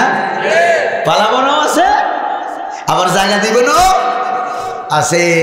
যেই জায়গায় জায়গা চাইছিলেন ওই জায়গায় জায়গা পান না, ঠিক না ভাই? প্রিয় ভাইরা আমার, এরপর দেখেন তাফসিরের ধারাবাহিকতায় আমরা ঢুকতেছি আস্তে আস্তে। ওই চাটমিস্ত্রিকে বললেন, তোমার দেশে জালিম শাসক কাফের বেদিনেরা রাষ্ট্র চালায়, তাদেরকে আমরা কালিমার দাওয়াত দেব। তুমি তো ইসলাম গ্রহণ করলে, আমরা তাদেরকে দাওয়াত দেব। তারা যদি আমাদের দাওয়াত গ্রহণ করে তাহলে তো ভালো, যদি দাওয়াত গ্রহণ না করে, আমাদের সঙ্গে খারাপ ব্যবহার করে, মারধর করে, আমাদেরকে রাজাকার বলে, মৌলবাদী বলে, দেশদ্রোহী বলে, স্বাধীনতাদ্রোহী বলে, ফাঁসির মঞ্চ তৈরি করে, আর এই খবর যদি তোমার কাছে যায়, তুমি তো একা মানুষ, তখন কিন্তু তুমি তোমার শ্রম পেশা নিয়া, মিস্ত্রি পেশা নিয়া, দোকানদারি নিয়া, তখন তুমি আর চুপ থাকবা না। তখন নবীদেরকে বাঁচাবার জন্য জীবন বাজি রেখে দৌড়ে চলে আসবা। কই যে অবশ্যই আমি চলে যাব। এবার দুইজন নবী চলে গেল, ওই দেশের মাঝখানে গিয়ে কালেমার দাওয়াত দেওয়া আরম্ভ করলো। যেই দাওয়াত দেওয়া আরম্ভ করলো, তখন তারা তাদেরকে মারধর করতে আরম্ভ করলো, গালিগাল দিতে আরম্ভ করলো। তখন আল্লাহ পাক বলেন, কি বলেন দেখেন, ফাআজ্জাজনা বিসালিস। আল্লাহ পাক বলেন, তখন আমি আল্লাহ আমার পক্ষ থেকে আরেকজন নবী পাঠাইয়া দিলাম। তাফসীরের ভিতর আছে আরেকজন যে পাঠাইলো তারা ছিল কয়জন? একটু কথা কর না, নবী ছিল কয়জন? দুইজন। আল্লাহ পাঠাইলো আরেকজন। এই যে আরেকজন পাঠাইছে আল্লাহ তাআলা, আদ-দুরুল মানসুর তাফসীরে আছে যে ওই লোকটার নাম ছিল পুলিশ। ওটার নাম ছিল কি? পুলিশ। তার মানে বাংলাদেশেও পুলিশ, ইন্ডিয়াতেও বলা হয়, সৌদি আরবে, ইউরোপে, আমেরিকায়, সারা দুনিয়ায় কি বলা হয়? পুলিশ বলা হয়। এই পুলিশটারে আল্লাহ পাক পাঠাইছিল যাতে করে নবীদেরকে রক্ষা করার জন্য। আর এই পুলিশ বাহিনীকে তোমরা দলীয় সন্ত্রাসী বাহিনী, পেটুয়া বাহিনী, রাষ্ট্রদ্রোহী বাহিনী, জনগণ বিরোধী বাহিনী বানাইছ। যেরকম ঠিক না ভাই? এই পুলিশটাকে আল্লাহ পাক পাঠাইয়া দিলেন। আগে ছিল দুইজন, এখন হইল কয়জন? তিনজন হয়ে গেল। তিনজন মিলে এবার বলল, কি বলল দেখেন, ক্বালু রব্বুনা ইয়ালামু ইন্না ইলাইকুম লামুরসালুন ওয়া মা আলাইনা ইল্লাল বালাগুল মুবিন। সুবহানাল্লাহ বলবেন না? এই যে আয়াত তেলাওয়াত করলাম, এই আয়াতটা কি আমি মোল্লা না আল্লাহ? কার আয়াত? আল্লাহ পাকের আয়াত। এতে কোনো সন্দেহ? এই আয়াতকে যদি কেউ অস্বীকার করে, আয়াতে বাধা প্রদান করে, মন্ত্রিত্ব থাকতে পারে, এমপিত্ব থাকতে পারে, চেয়ারম্যানগিরি থাকতে পারে, কিন্তু ঈমান থাকবে না। সিলেকন ঠিক কিনা? প্রিয় ভাইরা, তারা বলল, আল্লাহর পক্ষ থেকে আমরা রাসূল, আমাদের কাজ হলো কালেমার দাওয়াত দেওয়া। তোমরা মানতেও পারো, নাও মানতে পারো। মানলে পরে জান্নাত পেয়ে যাবা, দুনিয়ার শান্তি পাবা, পরকালে মুক্তি পাবা। আর যদি না মানো তাহলে দুনিয়াও শান্তি পাবা না, পরকালেও জাহান্নাম থেকে মুক্তি পাওয়া যাবে না। এই কথা বলে নবীরা চলে যাচ্ছিল। যেই নবীরা চলে যাচ্ছিল তারা নবীদের সামনে দিয়ে ব্যারিকেড দিয়ে আটকিয়ে দিয়েছে, যাইতে পারবে না। আটকাইছে না? আটকায় নাই? কত মানুষকে তোমরা এয়ারপোর্টে আটকাইছো, কথা কন না কেন, ঠিক কিনা? কত মানুষকে ব্যারিকেড দিয়েছো, কত মানুষকে গৃহবন্দী করেছো, কত মানুষকে তোমরা বাড়ির চতুর্দিক দিয়ে নিজের পেটুয়া বাহিনী, সাদা বাহিনী, কালা বাহিনী, লাল বাহিনী, লীল বাহিনী, 14 গোষ্ঠী বাহিনী বাংলাদেশের আবাবিল পাখির হাতে খাইলো ধরা। যেরকম ঠিক না ভাই? কি যে অবস্থাটা হয়েছিল। আপনার যার ভাই মারা গেছে সে বুঝতেছে, যার ছেলে মারা গেছে, যার মেয়ে মারা গেছে, যার বাবা মারা গেছে, মা মারা গেছে গুলি খাইয়া, তারপরে আহত হয়ে যারা হাসপাতালে আছে, বিদেশে চিকিৎসারত আছে, তারা বুঝতেছে আসল ঘটনা। জোরে বলেন ঠিক না ভাই? কোনো অসুবিধা হইতেছে মনে হয়? ঝামেলা হচ্ছে বোধ হয়? ডাইরেক্ট আল্লাহ পাকের কোরআন থেকে বর্ণনা করছি, আপনারা মিলিয়ে নিয়েন, আমি আর মিলিয়ে দেব না। পারবেন না? কি পারবেন না? আপনারা মিলিয়ে নিন। প্রিয় ভাইরা আমার, এই কথা বলে যখন নবীরা চলে যাচ্ছিল, তারা নবী আর একজন পুলিশ এদের সামনে দিয়ে তারা ব্যারিকেড দিয়েছে, যাইতে পারবা না। শুধু ব্যারিকেড দেয় নাই, কি বললো দেখেন। ব্যারিকেড দিয়ে তারা বলতে আরম্ভ করলো, ক্বালু ইন্না তাতায়্যারনা বিকুম লা ইল্লাম তানতাহু লানারজুমান্নাকুম ওয়া লা ইয়ামাসসান্নাকুম মিন্না আযাবুন আলীম। তখন তারা বলতে লাগলো, ও নবীরা, অবশ্যই তোমাদেরকে আমরা কুলক্ষণ মনে করি, তোমরা দেশ বিরোধী। নাউজুবিল্লাহ বলবেন? আপনারা বলেন, কোন নবী কি দেশ বিরোধী হতে পারে? কোন নবী কি কুলক্ষণ হতে পারে? ইসলামকে যারা কুলক্ষণ মনে করে বরং তারাই কুলক্ষণ। জোরে কোন ঠিক কিনা? নবীদেরকে বললো তোমরা দেশ বিরোধী। বর্তমান জমানায় হইলে হতে বলতো রাজাকার, মৌলবাদী, স্বাধীনতা বিরোধী। রাজাকারের তালিকা তোমরা প্রকাশ করেছো, সত্য কথা তোমাদের ভালো লাগে না।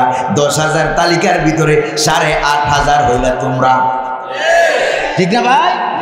তো 8,500 যদি তোমাদের দল থাকে, তোমরা যদি মুক্তিযোদ্ধার দল হও, তাহলে যেই দলে 20 জন 30 জন আছে, ওরা রাজাকারের দল কেমনি হয় আমরা একটু বুঝাও।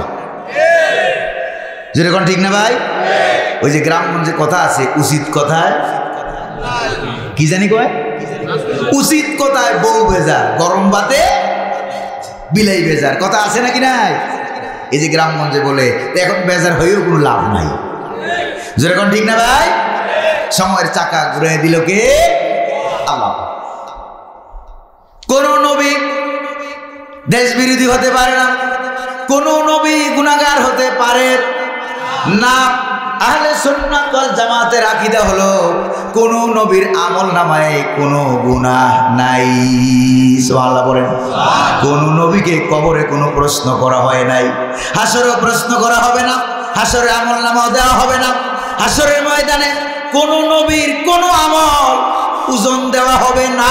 আল্লাহু আকবার বলেন। ওজন দেবে কার আমল? যার গুনাহও আছে, সওয়াবও আছে, তার আমল ওজন হবে। কিন্তু নবীদের তো গুনাহ নাই, এজন্য ভালো করে খেয়াল করেন, কবরে প্রশ্ন নাই, হাসরে প্রশ্ন নাই, হাসরে আমলনামা দেওয়া হবে না, ওজনও দেওয়া হবে না। সকল নবীকে বিনা হিসাবে রব্বুল আলামিন জান্নাত দান করবেন। আবার আরেকটা আকীদার কথা বলে দেই, সকল পয়গাম্বর কবরে জীবিত এবং দাঁড়ায়া দাঁড়ায়া নামাজ পড়ে। জোরে কোন সুবহানাল্লাহ। নবীজি মেরাজ শরীফ থেকে আসলেন, এসে বললেন, ও আমার সাহাবীরা, বুরাকে চড়ে যখন আমি মেরাজ যাচ্ছিলাম, তুর পাহাড়ের টিলার উপর দিয়া, যেই তুর পাহাড়ে আমি গেছি 3 বার, একবার ওয়াটার লেভেল থেকে প্রায় 2.5 কিলোমিটার উঁচা, সেই তুর পাহাড়ের উপর দিয়া মুহাম্মদ সাল্লাল্লাহু আলাইহি ওয়াসাল্লাম বলছেন, আমি যখন মেরাজে যাচ্ছিলাম বুরাকের উপর দিয়ে সইয়া, এই বুরাকের পিঠের উপরে বসা আমি দেখলাম নজর করে রাইতু মূসা কাইমান ইউসাল্লি ফি কবরিহি, বুরাক থেকে আমি নজর করে দেখলাম হযরতে মূসা আলাইহিস সালাম কবরের ভিতরে দাঁড়িয়ে আছে, আর দাঁড়িয়ে দাঁড়িয়ে তিনি নামাজ আদায় করছেন। সুবহানাল্লাহ। তবে দুনিয়ার জীবন আর কবরের জীবন এক নয়, ভালো করে খেয়াল করেন। এই ব্যাপারে ইমাম বাইহাকি রাহমাতুল্লাহ আলাইহি আলাদা একখানা কিতাব রচনা করেছেন, হায়াতুল আম্বিয়ায়ে ফি কুবুরিহিম। সকল পয়গম্বর কবরে জীবিত এবং দাঁড়ায় দাঁড়িয়ে নামাজ পড়ে। আল্লাহু আকবার বলা যায় না? এরে সুবহানাল্লাহ বললে আপনাদের এলাকায় সওয়াব হয় না গুনাহ? কদ্দুর সওয়াব? তামলাউ মা বাইনাস সামাই ওয়াল আরদ, আকাশ এবং জমিনের মাঝখানে ফাঁকা জায়গা যদ্দূর, একবার সুবহানাল্লাহ বললে এই ফাঁকা জায়গা সব দিয়ে ভরপুর হয়ে যায়। এই ওয়াজ যখন মাঝে মাঝে করি, এক মাহফিলে ছিল এক বুড়া মুরব্বী, মুরব্বী বুঝেন তো? এখন তো মুরব্বী বলতো সতর্ক হয়ে বলতে হয়, কারণ এটাও তো ভাইরাল। যুবকেরা বুঝে আগে হাসি, দেখছেন? যুবকেরা বুঝবে তো হাসবে, ঠিক তো আছেই, কারণ মুরব্বী ভাইরাল আছে নাকি নাই? ভাইরাল। ওই ভাইরাল মুরব্বীর বাড়ি যে এলাকায়, আমার গ্রামের বাড়িও সেই এলাকায়, তাহলে মিল আছে নাকি নাই? প্রিয় ভাইরা আমার, এই মুরব্বী আমার বললো, হুজুর ওয়াজের মাঝখান দিয়ে একটা কথা বলি, বেয়াদবি নিবেন না তো? বললাম যে না, বলেন কি কথা আপনার? ওই যে আমার কথা হলো এই যে একবার সুবহানাল্লাহ বললাম, ফাঁকা জায়গা সব সবে ভরপুর হয়ে গেছে, ভরে গেছে। এবার দ্বিতীয়বার যে আবার সুবহানাল্লাহ বললাম, সেই সব জায়গা হইলে কই? এই বুড়ার মাথায় বুদ্ধি বেশি না কম? তার মাথায় বুদ্ধি বেশি। তো আমি বললাম যে মুরব্বী রাগটা করবেন না তো? কইছে না হুজুর বলেন, রাগ করবো না। আচ্ছা বলেন তো এখন দিন না রাত? কইছে হুজুর এখন তো রাত। তা আপনি আমার বলেন দিন গেল কই? কথা বুঝছেন আপনারা? দিন যেখানে রাত্রিও, আল্লাহর কাছে জায়গার কোনো অভাব নাই। রব্বুল আলামিন কি বলেন দেখেন, কোরআনে কারিমে রব্বুল আলামিন বলেন, ওয়াস-সামাআ বানাইনাহা বিআইদি ওয়া ইন্না লামুসিউন। সুবহানাল্লাহ বলবেন না? রব্বুল আলামিন বলেন, আকাশকে আমি আমার নিজ কুদরতি হাত দিয়ে তৈরি করেছি।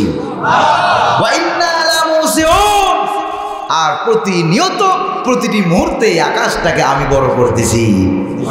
তোমার বিজ্ঞান অজ্ঞান হয়ে গেছে এই জায়গায়, এখনো আকাশ আবিষ্কার করতে, আমেরিকা আবিষ্কার করতে পেরেছে বিজ্ঞানীরা, কিন্তু আকাশ আবিষ্কার করতে পারে নাই। মাটির নিচে কবর কি হচ্ছে আবিষ্কার করতে পারে নাই। মরা মানুষ আর জিন্দা মানুষের মধ্যে পার্থক্য কি? কোন জিনিসের কারণে মানুষটা মরা, কোন জিনিস না থাকলে পরে মানুষ জিন্দা, এইটা বিজ্ঞানীরা রূহ সম্পর্কে কোনো তথ্য এখনো আবিষ্কার করতে, ফেরেশতা সম্পর্কে কোনো তথ্য এখনো বিজ্ঞান আবিষ্কার করতে পারে নাই। তাহলে বিজ্ঞান কোরআন সুন্নাহর কাছে আসলে একেবারেই অজ্ঞান। যেরকম ঠিক না ভাই? যদিও বিজ্ঞানকে আল্লাহ পাক যতটুকু জ্ঞান দান করেছেন, তাদের আবিষ্কার দিয়ে আমরা নিজেরা উপকৃত হই, ঠিক না ভাই? এই যে সবার পকেটে পকেটে হাতে হাতে মোবাইল ফোন আছে নাকি নাই? এটা বিজ্ঞানের অবদান। বিজ্ঞানের মাথায় মোবাইল ফোন যিনি ঢুকাইছেন তিনি কে? জোরে কোন না কে? আল্লাহ পাক কোন ঢুকাই দিয়েছেন। প্রিয় ভাইরা আমার, মনে আছে কিনা নবীদের সামনে ব্যারিকেড? মনে আছে? বলা হলো তোমরা কুলক্ষণ, কোন নবীর আমল নামায় গুনাই নাই, কুলক্ষণ হবে কোত্থেকে? বলা হলো নবীরা দেশ বিরোধী, স্বাধীনতা বিরোধী। বর্তমান জমানায় হলে বলা হতো রাজাকার। জোরে বলেন ঠিক কিনা? প্রিয় ভাইরা আমার, এই কথা বলে বলে যখন নবীদেরকে গালিগাল দেওয়া হচ্ছিল, কেউ বলে ধর, কেউ বলে মার, কেউ বলে জেলখানায় ঢুকা, কেউ বলে পাথর দিয়া ঢিল মার। বর্তমান যুগে হইলে হয়তো বলা হতো ফাঁসির কাস্টে ঝুলাইয়া দে। আবার কেউ কেউ বলতো ফাঁসির কাস্টে ঝুলাইতে গেলে অনেক সময় লাগে, বিচার ফয়সালা, নাটক মাটক অনেক কিছু সাজাইতে অনেক সময় লাগে, কাজেই পেট কাইটা বঙ্গোপসাগরে ফেলাইয়া দে। জোরে কোন ঠিক কিনা? এরকম কথা বলা হতো। প্রিয় ভাইরা আমার, যারা এমন কথা বলতো তারা বর্তমানে এমন বিপদে পড়ছে। আচ্ছা, বিপদ আপদ মুসিবতে পড়লে আমরা একটা দোয়া পড়ি, দোয়াটার নাম নাকি? নাম কি? দোয়া ইউনূস। কিন্তু ওরা বিপদে পড়ে যে দোয়াটা পড়বে, দোয়া ইউনুস পড়ার কপালও তাদের নাই। যেরকম ঠিক কিনা? কারণ পরবর্তীতে যে লোকটা আসছে এই লোকটার নাম হলো ডক্টর ইউনুস।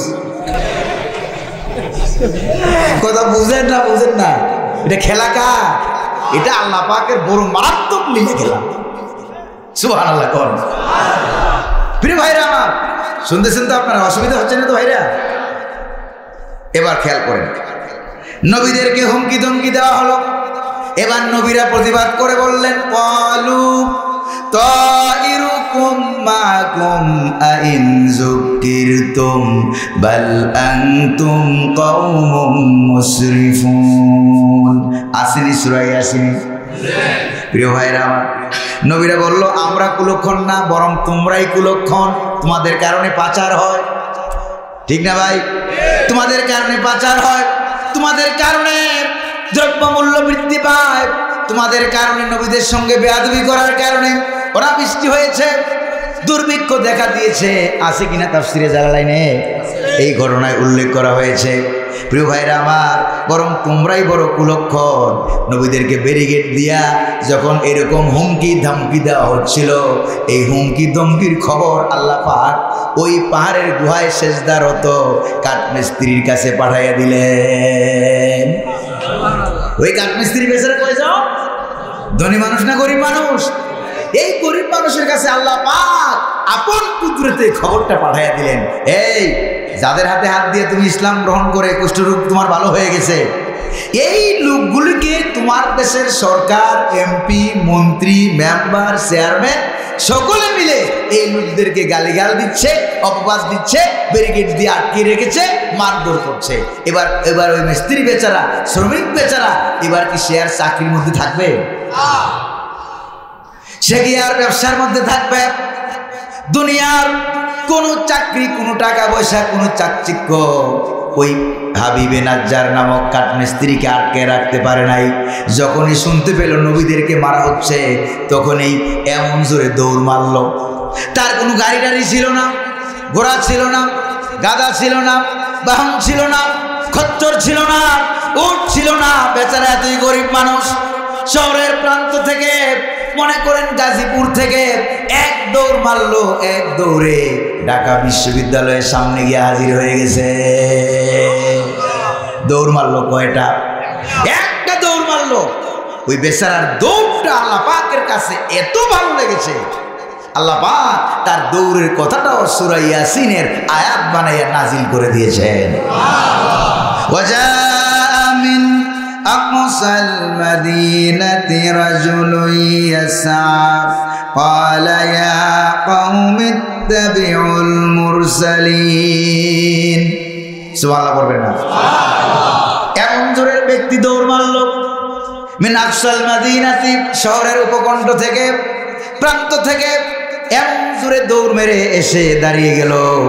দৌড় মেরে এসে দেখে একজন পুলিশ, দুইজন নবী দাঁড়িয়ে আছে। একবারে এক দৌড়ে তাদের সামনে দাঁড়িয়ে গেছে। ধনী মানুষ না গরিব মানুষ?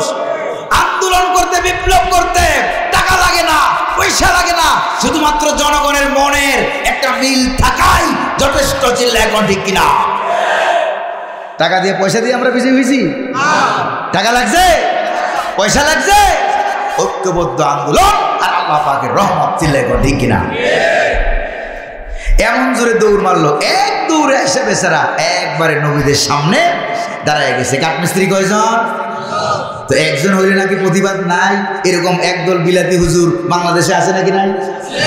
কথা কম তো দেখি, তারা কথায় কথায় বলে আমরা সংখ্যায় কম, নবীদের গালি দিলে আমরা প্রতিবাদ করব কেমনে? শক্তি নাই। এবার আল্লাহর কোরআন বলছে, দেখেন কাঠমিস্ত্রি ছিল কয়জন? একজন লোক। কেমনে প্রতিবাদ করে দেখেন। মদিনার শরীফ বসে বসে, মদিনার হুজুর হইয়া, মদিনার খেজুর খাওয়া অনেক মজা, কিন্তু মদিনার সুন্নত পালন করা এত মজা না। দাম্মামে বসে এসি রুমের ভিতরে বসে বসে ফতুয়া দাও আল্লামা সাইদির বিরুদ্ধে। জোরে বলেন ঠিক কিনা? ফতুয়া দাও মুসলিম আলেমদের বিরুদ্ধে। ফতুয়া তারা দিছে নাকি দেয় নাই? ফতুয়া দিয়েছে। নবীরে গালি দিলে আমার কিছু করার নাই, আল্লাহ তাদের সর্বনাশ করবে। আমি বলি ভাই তুই বাইসে থেকে কোনো লাভ নাই, তোর মধ্যে আর আমার দেশের কুত্তার মধ্যে অনেক তফাৎ। আমার দেশের কুকুরগুলিও নবীর পক্ষে, চিল্লায় কোন আল্লাহু আকবার। আর তুমি মানুষ হইয়া আলেম পরিচয় দিয়ে নবীর পক্ষ অবলম্বন করতে পারো না। প্রিয় ভাইরা আমার, একটা লোক দৌড়ে এসেছে। এই সূরা যখন আমি প্রথম তেলাওয়াত করি, তাফসীর যখন পড়ি, তখন চিন্তা করলাম এই সূরা ইয়াসিন একবার তেলাওয়াত করলে 10 খতম কোরআনের সওয়াব হয়। সুবহানাল্লাহ, বার বলেন। সূরা ইখলাস 3 বার করলে 1 খতম কোরআনের সওয়াব পাওয়া যায় নাকি যায় না? কারণ কি? সূরা লাহাবের বেলায় তো এই ফজিলত নাই। কারণ সূরা লাহাব, তাব্বাত ইয়াদা আবি লাহাব, এই সূরার আলোচ্য বিষয় হলো আবু লাহাব। ভালো মানুষ না খারাপ মানুষ?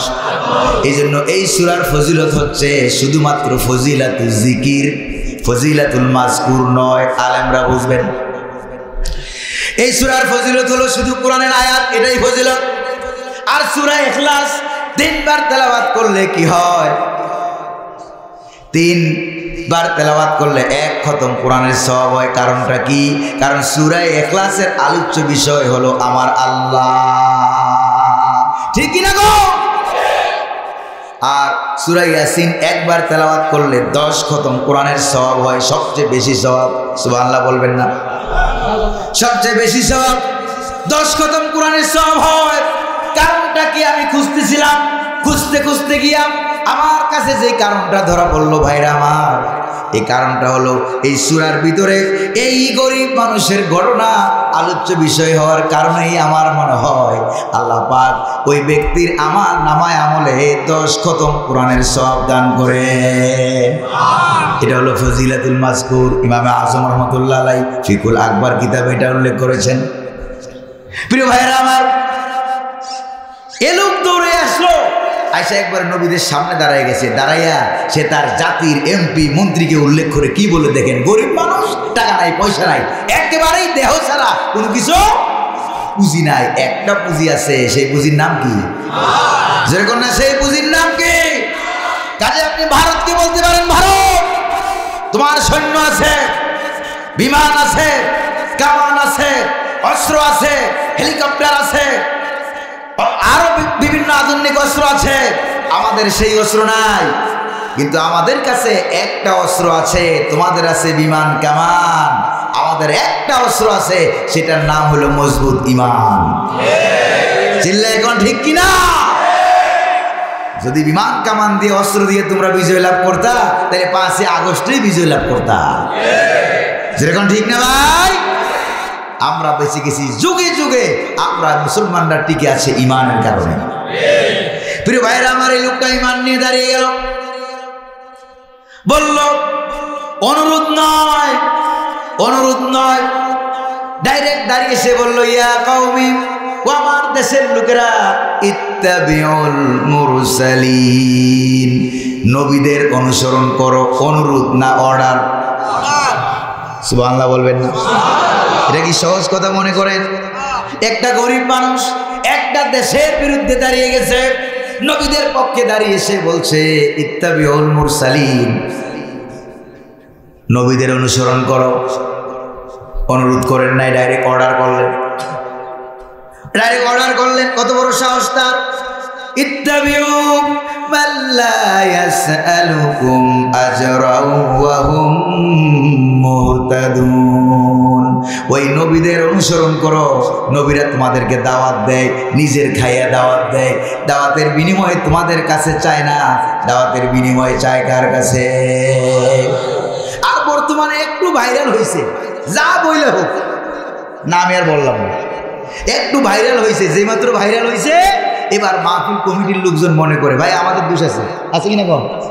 মাহফিল কমিটির লোকজন মনে করে ভাইরাল বক্তা যদি দাওয়াত না দেয় তাহলে তো লোক আসবে না, লোক না আসলে টাকাও হবে না, কালেকশনও হবে না। এটা হলো মসজিদ মাহফিল কমিটির চিন্তা।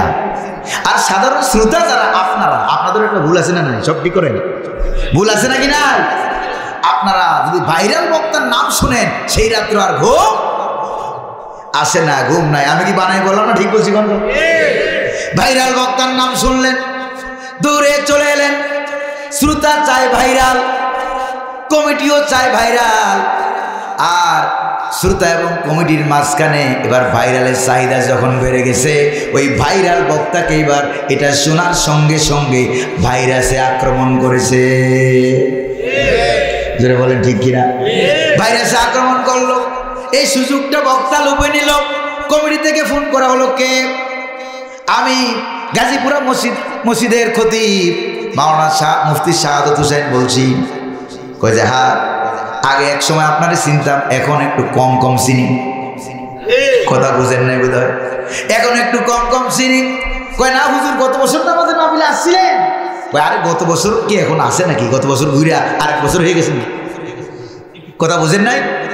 গত বছর ঘুরে আরেক বছর হয়ে গেছে। কয় যে হুজুর বলেন কি, আসবেন না মাহফিলে? কয় তো আমার তো 32 সাল পর্যন্ত ডায়েরি খালি নেই। দেখছেন কারবার? আমি বানায় বলছি বোধহয়। কত সাল? 32 সাল পর্যন্ত আমার ডায়েরিতে কোনো। কই যে হুজুর আপনার পিএসের কাছে মোবাইলটা দেন। এবার পিএসের কাছে দেওয়া হলো, আইপিএসের কাছে দেওয়া হলো। কথা বুঝেন নাই? এবার পিএস বলতেছে হুজুরের একটা ডেট হয়তো খালি থাকতে পারে, আমি বের করে দেব, আমারে কত দিবেন কোন? কথা বুঝেন নাই? এবার সরল কমিটি মুফতি সাহেব বলে দিল, আপনার 10,000 দেবো, তাড়াতাড়ি বুকিং দেন, কারণ আমার দেশের সব মানুষ, এলাকার সব মানুষ তার জন্য পাগল। ঘটনা কি বানিয়ে বললাম না? ঠিক আছে। এরপরে পাগল হবে, ঠিক আছে, আমাকে 10,000 দিলেন, বিকাশে পাঠাইয়া দেন। পাঠাইয়া দেওয়া হলো। এবার কমিটি খাইছে 8টা, পাঠাইছে কত? 10,000। কমিটি খাইলো ধরা। এবার বক্তা সাহেব বলতেছে, এবার পিএস বলতেছে যে হুজুর আমি যে বক্তাকে একটা ডেট দিয়েছিলাম, এই ডেট আরো 3 জায়গায় দেওয়া। কয় জায়গায়? আরো 3 জায়গায় ডেট দেওয়া আছে হুজুর। এবার 3 জায়গা থেকে কেটে আপনাকে দেব। 3 জায়গায় আপনি বলেন, 3 জায়গায় যদি 30,000 করে দিত, তাহলে 3 × 30 কত? 90। আমারে দিলেন 10, এই 1 লাখ মোট খরচ হবে কত? 1 লাখ। বাজার বড় গরম, এবার গরুর দাম 1 লাখ। রাগ করতেছেন আপনারা? রাগ করতেছেন? প্রিয় ভাইরা আমার, এবার কমিটি বলল দিলাম 1 লাখ। এবার ভাইরাল বক্তারা আপনাদের কারণে সুযোগটা নিয়ে নিল। সুযোগটা নিয়ে এক রাইতে 1 লাখ। আবার 3 জায়গায় মাহফিল কয় লাখ হয়েছে? জোরে কর না, কত লাখ? এবার 1,000 টাকা কম দিয়ে দেখেন কমিটির কপাল বরাবর টাকার ভান্ডেল ছিটকে ফেলে দেয়। জোরে কর ঠিক কিনা? প্রিয় ভাইরা আমার, এই ঠিকটা আরেকটু জোরে হওয়ার দরকার ছিল, কারণ এইটা তো আমি আমার নিজের বিরুদ্ধে বলতেছি। কথা বুঝেন না বুঝে ভাই? এটা তো আমরা আমাদের নিজেদের বিরুদ্ধে বলছি। প্রিয় ভাইরা আমার, এই জন্য জান্নাতে যাইতে হলে ভাইরাল লাগবে। কি লাগবে? আসেনি হাদিসে? দেখছেন কারবার? আল্লাহ হাদায়াত নসিব করুন বলে আমিন। আর বিশ্ববিখ্যাত মুফাসসির, তোমরা যে ভাইরালগিরি করে 1,80,000 90,000 বলো, তোমাদের জীবনে যত মাহফিল করছো সব মাহফিল এক পাল্লায় দাও, আর আল্লামা সাঈদীর একটা মাহফিল এক পাল্লায় দাও। আপনারা বলেন কোনটা ভারী হবে? আল্লামা সাঈদীর মাহফিলটা ভারী হবে। কেন ভারী হবে? তার কারণ হলো তোমরা নকল করেছো আল্লামা সাঈদীর কণ্ঠ, নকল করেছো আল্লামা সাঈদীর টুপি, নকল করেছো আল্লামা সাঈদীর পাগড়ি, নকল করেছো আল্লামা সাঈদীর দাড়ি মুছ, নকল করেছো আল্লামা সাঈদীর বেশভূষা জুব্বা। কিন্তু আল্লামা সাঈদী যেই কারণে সাঈদী, সেই এখলাস তোমরা নকল করতে পারো না। ঠিক না ভাই? আসল জিনিস পারো নাই। তবে জেনে রাখবা, নকল আজীবন নকলই থাকে, নকল কখনো আসল হইতে পারে না। ঠিক না ভাই? এবার কাঠমিস্ত্রি বেচারা আইসা ডাইরেক্ট অর্ডার, মনে আছে আপনাদের? মনে আছে নাকি? নাই? তাদের অনুসরণ করো যারা কোনো বিনিময় চায় না। দুনিয়ার কোনো মানুষের কাছে ইঙ্গিত ইশারায় কোনো বিনিময় চায় না। আমারে ফোন দেয়, সারা দেশের থেকে ফোন দেয়, ভাই তো জানেন। কয়েছে হুজুর একটু ইঙ্গিত ইশারা দেন। আমি বললাম ইঙ্গিত ইশারার কথাও হাদিসে পাই না, এই জন্য দিতে পারলাম না, দুঃখিত। আল্লাহু আকবার বলবেন না? প্রিয় ভাইরা আমার, এবার কাঠমিস্ত্রি বেচারার 3টা ওয়াজ আল্লাহর কাছে এত ভালো লেগেছে, রব্বুল আলামিন তার ওয়াজগুলো সূরা ইয়াসিনের মতো সূরায় উঠিয়ে দিয়েছে। এবার 3 নম্বরে কাঠমিস্ত্রি তার ওয়াজ যখন কোনো কাজ হচ্ছে না, এই দেশবাসী তার আলোচনা ওয়াজ শুনতেছে না, ঈমান আনতেছে না, নবীদের সঙ্গে বাড়াবাড়ি করতেছে, এবার কাঠমিস্ত্রি নিজেকে ইঙ্গিত করলেন। দেখেন তার বুদ্ধিটা কত বড়। ভাইরা বেশি কষ্ট হচ্ছে না তো? আর বেশি লম্বা নাই, আর 2-3টা আয়াত আছে মাত্র। কষ্ট হবে না তো আপনাদের? প্রিয় ভাইরা আমার, আগামীকালকে ইচ্ছা করলো আপনি এখানে তাফসীর শুনতে পারবেন না। কারণ হলো আগামীকালকে তো আর এখানে তাফসীর মাহফিল থাকবে না, ইচ্ছা করলো শুনতে পারবেন না। আবার এমন হইতে পারে এই মাহফিলটা জীবনের শেষ মাহফিল হতে পারে। ওই ব্যক্তির মাহফিল সুন্দর হবে যে মনে করবে এটাই আমার জীবনের শেষ মাহফিল।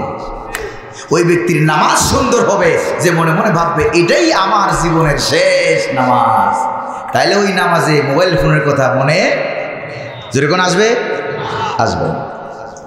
এবার কাঠমিস্ত্রি নিজেকে উল্লেখ করে বলল, আমালিয়ালা আবুদুল্লাযী ফাতারানি ওয়া ইলাইহি তুরজাউন।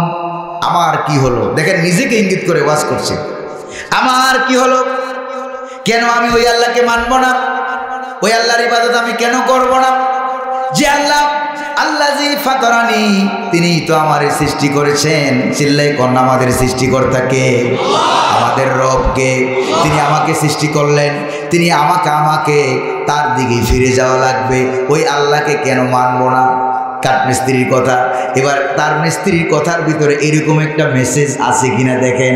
ওই স্বৈর শাসক যারা ছিল, এমপি মন্ত্রী, তারা তার কথা দিয়ে এটা বুঝতে পেরেছে যে এই লোক তো আমাদের দলের না, ঠিক কিনা? এই লোক তো নবীদের দলের, এটা তো নবীওয়ালা গ্রুপ, ঠিক কিনা?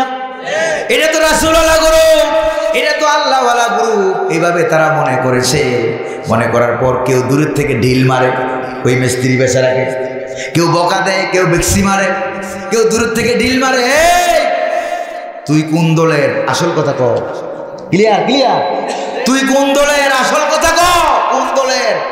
ওই লোক বেচারা কাঁদতেছে, চিল্লাইতেছে, বলছে যে ভাই আমি তো ওই দলের না, আমি তো মুসলমানই না, আমি তো হিন্দু। তারপরে ওরা মারে ফেলাইছে।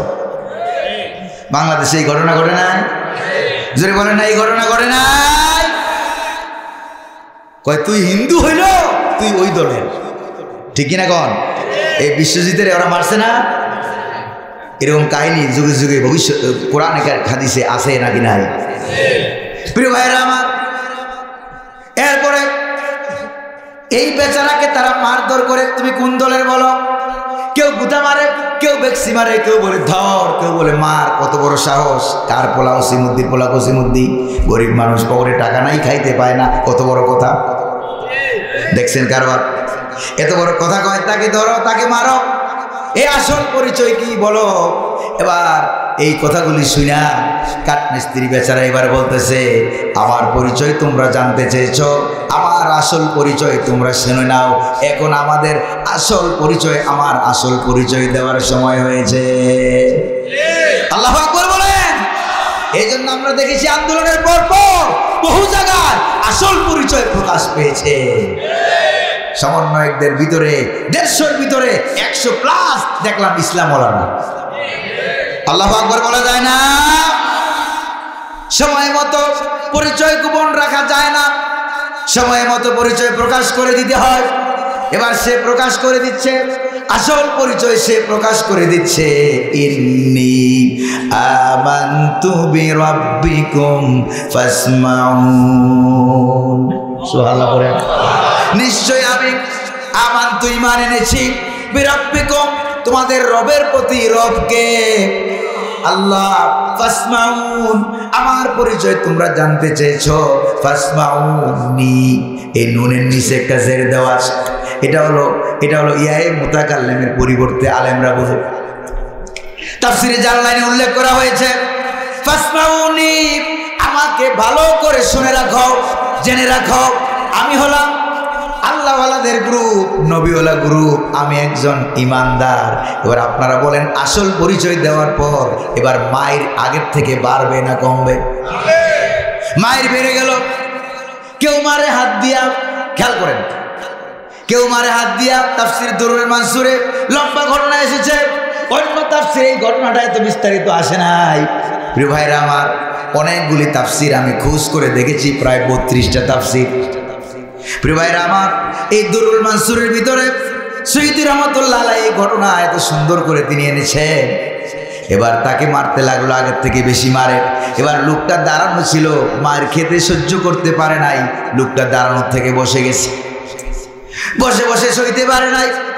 এবার লোকটা শুয়ে গেছে, যে মাত্র শুয়ে গেল, কাফের বেদিনেরা মনে করেছে লোকটা বোধহয় মারা গেছে, আসলে এখনো মরে যায় নাই। এবার তারা তার লাশের উপরে নাচতে লাগলো। এই নাচানাচি আসেনি এখন না নাই, ছিল ছিল, লাশের উপরে নাচতে লাগলো। তাফসিরের ভিতরে আছে লাশের উপরে নাচতে নাচতে তার পিঠের গোস্তগুলো আলাদা হয়ে গেছে, পিঠের গোস্তগুলো আলাদা হয়ে গেছে। মেরুদণ্ডের হাড্ডি যেটা ছিল ভেঙে টুকরা টুকরা হয়ে হাড্ডিটা বেড়ে গেছে, কিন্তু জীবনটা এখনো বাইর হয় নাই। আল্লাহ রাব্বুল আলামিন সেই সময় ডাক দিয়ে বললেন, জিবরাইল জলদি করে যাও, 7 আকাশের 7টা দরজা খুলে দাও। 7 আকাশের 7টা দরজা খুলে দেওয়া হলো।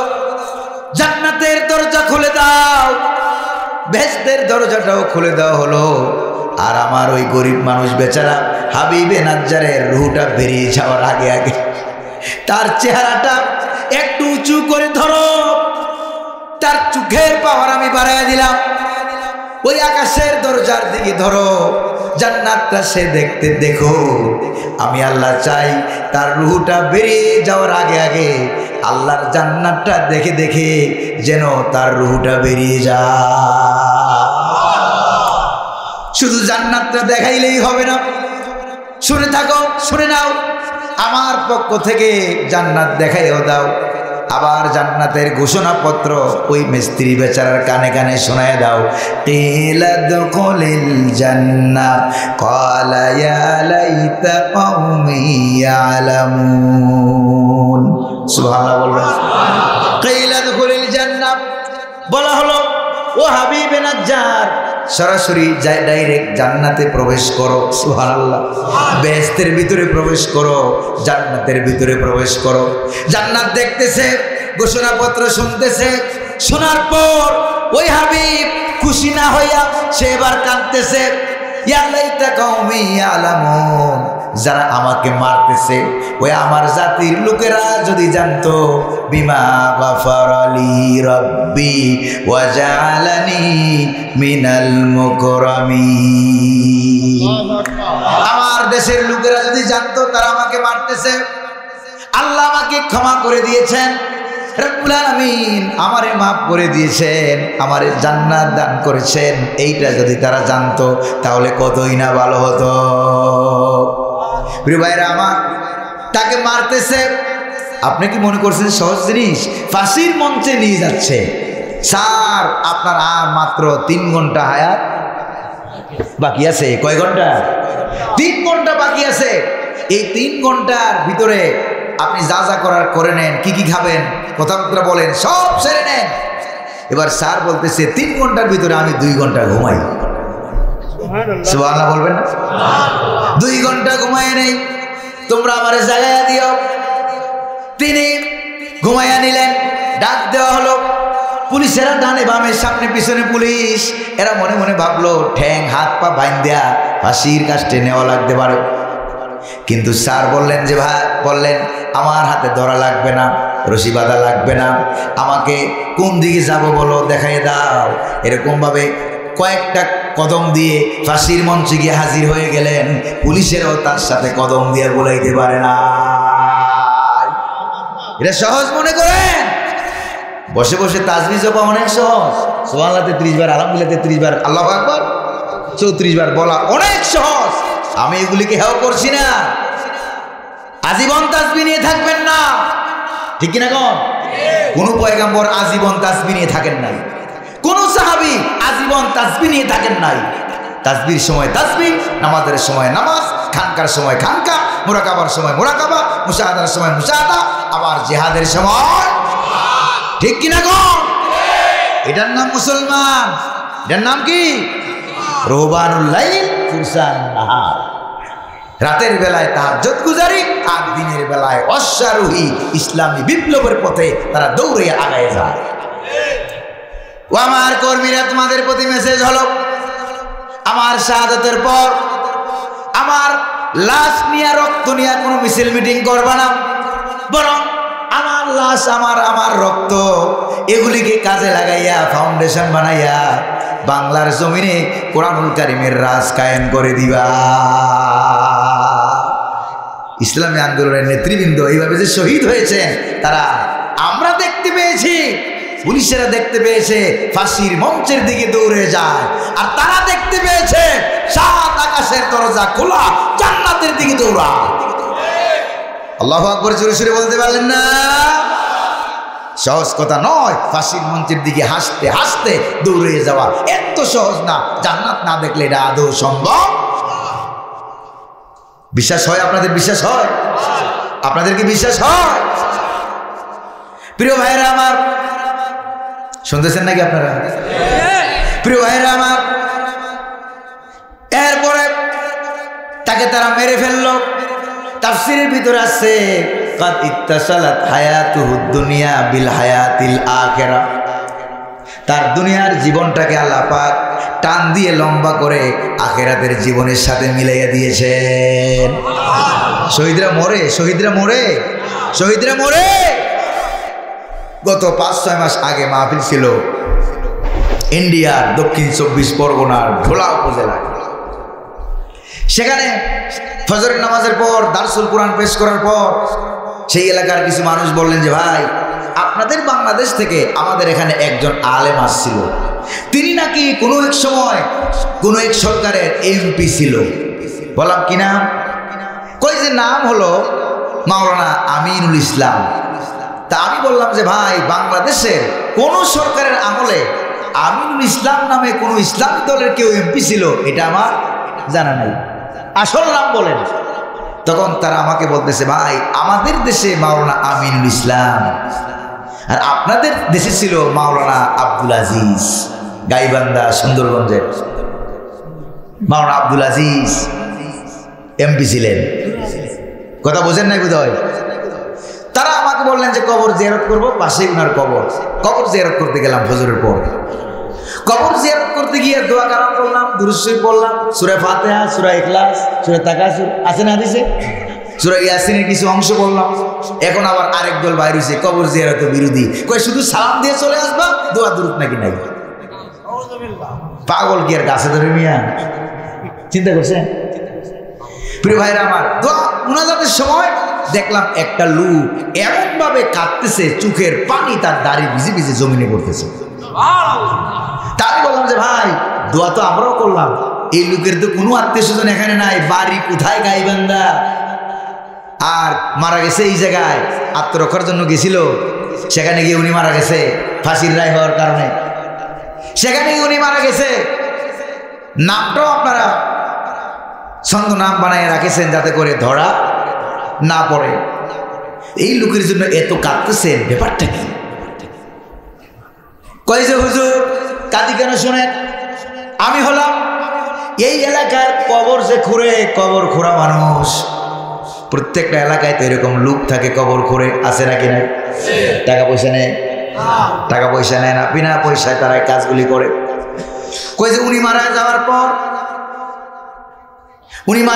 পর 8 মাস পরে আমাদের এলাকায় আরেকটা ছেলে মারা গেছে, যুবক ছেলে, 8 মাস পরে মারা গেছে। ওই হুজুরের মারা যাওয়ার 8 মাস পর আমি গেলাম কবর খুঁড়তে, হুজুরের কবর আমি খুঁড়ছি, ওই ছেলের কবর আমি খুঁড়তে গেলাম।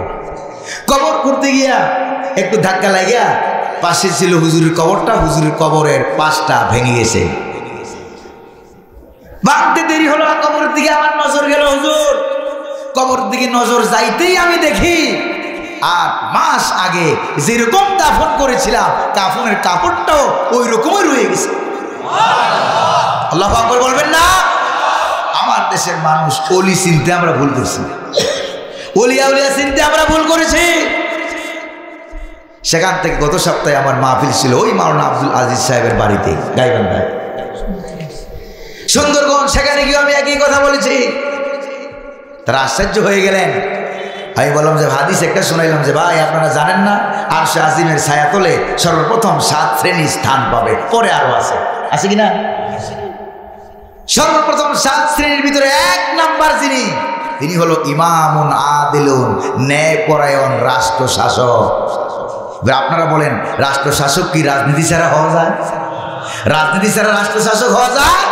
এমন রাজনীতি করতে হবে যে রাজনীতি আমাকে টেনে টেনে জান্নাতে বসিয়ে দেবে, আর আজিমের ছায়াতলে জায়গা করে দিবে।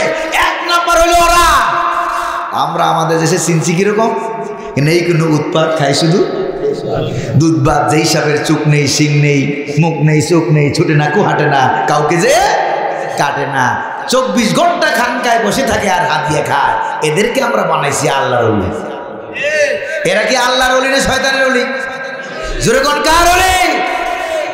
আর আল্লাহর ওলি কারা? খানকার সময় খানকা, জিহাদের সময়, ঠিক কিনা কোন? এই জন্য আমরা হক্কানি পীরদের বিরোধী না। হক্কানি যদি হবেন জায়গা মতো কাম করবেন, আর যদি জায়গা মতো কাম না করেন আপনার জিকির, আজকার, ফিকির, তাসবিহ, তালিল দেখা আল্লাহ খুশি হবে না, ইবলিস খুশি হবে। ইবলিস খুশি হয় আপনার চতুর্দিকে ঘুরবে আর কবিতা গাইবে, মস্ত রাখো জিকির ও ফিকিরে সুবহে গাহি মে উসে, মস্ত রাখো জিকির ও ফিকিরে সুবহে গাহি মে উসে, পুখতাতর কর দো মেজাজে খানকাহি মে উসে। ইবলিস খুশি হবে আর বলবে যে আল্লাহ তোমার কাছে দোয়া করি এই খানকা শরীফের ভিতরে যে বড় ওলি আছে তার যে খানকাহি মেজাজ 24 ঘন্টা এই মেজাজে রাখা দিও, সমাজের কোনো মেজাজ নিয়ে সে যাতে মাথা না কামায়। এটা আল্লাহর ওলি না শয়তানের ওলি? শয়তানের ওলি। আল্লাহ বুঝার তৌফিক দান করুন বলি আমি। প্রিয় ভাইরা আমার, এই যে হাবিব নাজ্জারকে মেরে ফেললো, আর একখানা আয়াত আছে শুনবেন তো, এটা না শেষ করে দিবেন। এই 4টা স্ত্রীকে মেরে ফেললো, তারপরে তাফসীরের ভিতরে আসছে ওই 2 জন নবীকেও মেরে ফেলেছে, পুলিশটাকেও মেরে ফেলেছে। সর্বপ্রথম দুনিয়াতে পুলিশ মারার রাজনীতি আবিষ্কার করেছে ইসলাম বিরোধী সন্ত্রাসী রাষ্ট্রের মালিকেরা। আল্লাহর কোরআন প্রমাণ করে, আবার ইনসাইক্লোপিডিয়া ব্রিটানিকা সহ Oxford dictionary, Chambers dictionary, student favourite dictionary, যত ডিকশনারি আছে প্রত্যেক জায়গায় খুলে খুলে দেখবেন টেরোরিস্ট, সন্ত্রাস, এগুলি সবগুলি সর্বপ্রথম আবিষ্কার হয়েছে সরকার থেকে। বিরোধী দল থেকে সন্ত্রাস আবিষ্কার হয় নাই। যেরকম সন্ত্রাস আবিষ্কার হয়েছে সর্বপ্রথম ফেরাউনের কাছ থেকে, নমরুদের কাছ থেকে। ওরা ছিল সরকার, ওরা ছিল কি? আর যুগে যুগে তার ধারাবাহিকতায় ইসলাম বিরোধী রাষ্ট্র সরকারের পক্ষ থেকে এই জাতীয় সন্ত্রাসগুলি ধারাবাহিকতা এখনো চলমান। যদি বলেন ঠিক না ভাই?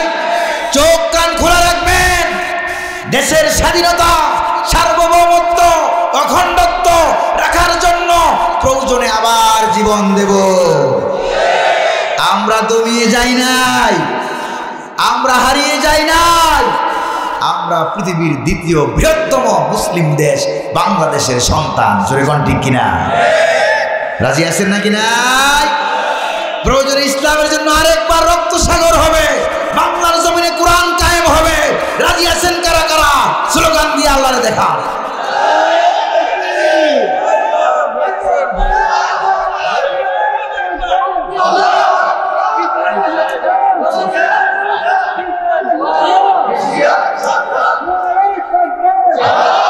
প্রিয় ভাইরা আমার, শত্রুরা আগের থেকে অনেক হুঁশিয়ার হয়েছে এখন, ঠিক না ভাই? শত্রুরা আগে হুঁশিয়ার ছিল না। আগে মনে করছিল সব আমার আর আমার আব্বা। কথা বুঝেন নাই?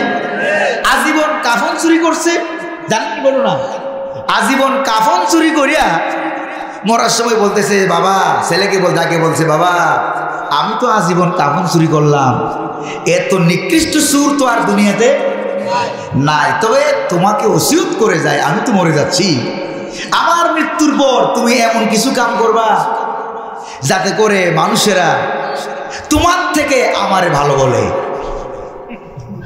কথা বুঝেন নাই? এবার বাবা মারা গেছে, ছেলে এবার চিন্তা করতেছে কি কামটা আমি করলে মানুষেরা আমার থেকে আমার আব্বারে ভালো বলবে, কি কামটা আমি করবো।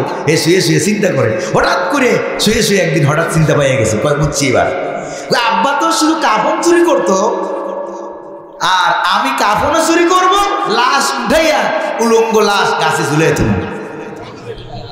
কথা বুঝেন নাই? এবার উলঙ্গ লাশ ঝুলে থুইছে, এটা দেখা এলাকার লোক সবাই ওই কাফন চোরার ছেলেরা ধরছে, এই ছেলে তোর থেকে তো তোর বাপ অনেক ভালো ছিল। কথা বুঝেন না? তোর থেকে তোর বাপ অনেক ভালো ছিল, কাফন চুরি করতো, উলঙ্গ লাশ তো গাছে ঝুলাই নাই, তুই তো ইসলামী আন্দোলন নেতৃবৃন্দেরও ফাঁসিতে ঝুলাইলি। জোরে কোন ঠিক কিনা? বুঝতে মনে কষ্ট হয় নাকি বেশি কষ্ট হয়? প্রিয় ভাইয়েরা আমার, এখানে 4টা লোক শহীদ হয়ে গেল। আল্লাহ রাব্বুল আলামিন অ্যাকশন নেওয়া মনস্থ করলেন যে ওই সিরিয়া এলাকার মানুষদের থেকে আমি অ্যাকশন নেব। আমি আগেই বলেছিলাম আজকে ওয়াজ হবে ডাইরেক্ট না ইনডাইরেক্ট, কারণ ইনডাইরেক্ট আর ভালো লাগে না। আমরা বেহেশতে যেতে চাই, জান্নাতের যাওয়ার রাস্তা ডাইরেক্ট, ঠিক কিনা গো? ডাইরেক্ট ওয়াজ শুনবো, ডাইরেক্ট নামাজ পড়বো, ডাইরেক্ট ইসলামের পক্ষে থাকবো, ডাইরেক্ট প্রয়োজনে জীবন দেব, ডাইরেক্ট জান্নাতে যাবো। রাজি আছেন না ভাই? প্রিয় ভাইরা আমার, আল্লাহ পাক বলেন তাদেরকে আমি শাস্তি প্রদান করব। ওয়ামা আনজালনা আলা কওমিহি মিন বাদিহি মিন জুনদিম মিনাস সামাই ওয়ামা কুন্না মুনজিলিন। সুবহানাল্লাহ। আল্লাহ পাক বলেন সেই সিরিয়াবাসী কাফের বেদিনদেরকে শাস্তি করার জন্য, ডান্ডা মেরে ঠান্ডা করার জন্য আকাশ থেকে লক্ষ কোটি কোটি বাহিনী, ফেরেশতা বাহিনী প্রেরণ করা আমি জরুরি মনে করি নাই, বরং ফেরেশতা পাঠাইছি মাত্র একজন। কয়জন? নাম হলো তার জিবরাইল। একজন ফেরেশতা পাঠাইয়া দিলাম। এই ফেরেশতা এসে ওই হাবিবে নাজ্জারের কাঠমিস্ত্রির বাড়ির কিনার দিয়া ওনারা শহরে ঢুকেছিল। এখানে শহরে ঢোকার একটা গেট আছে। কি আছে? একটা গেট আছে, লোহার তৈরি করা গেট আছে কিনা তাফসিরে?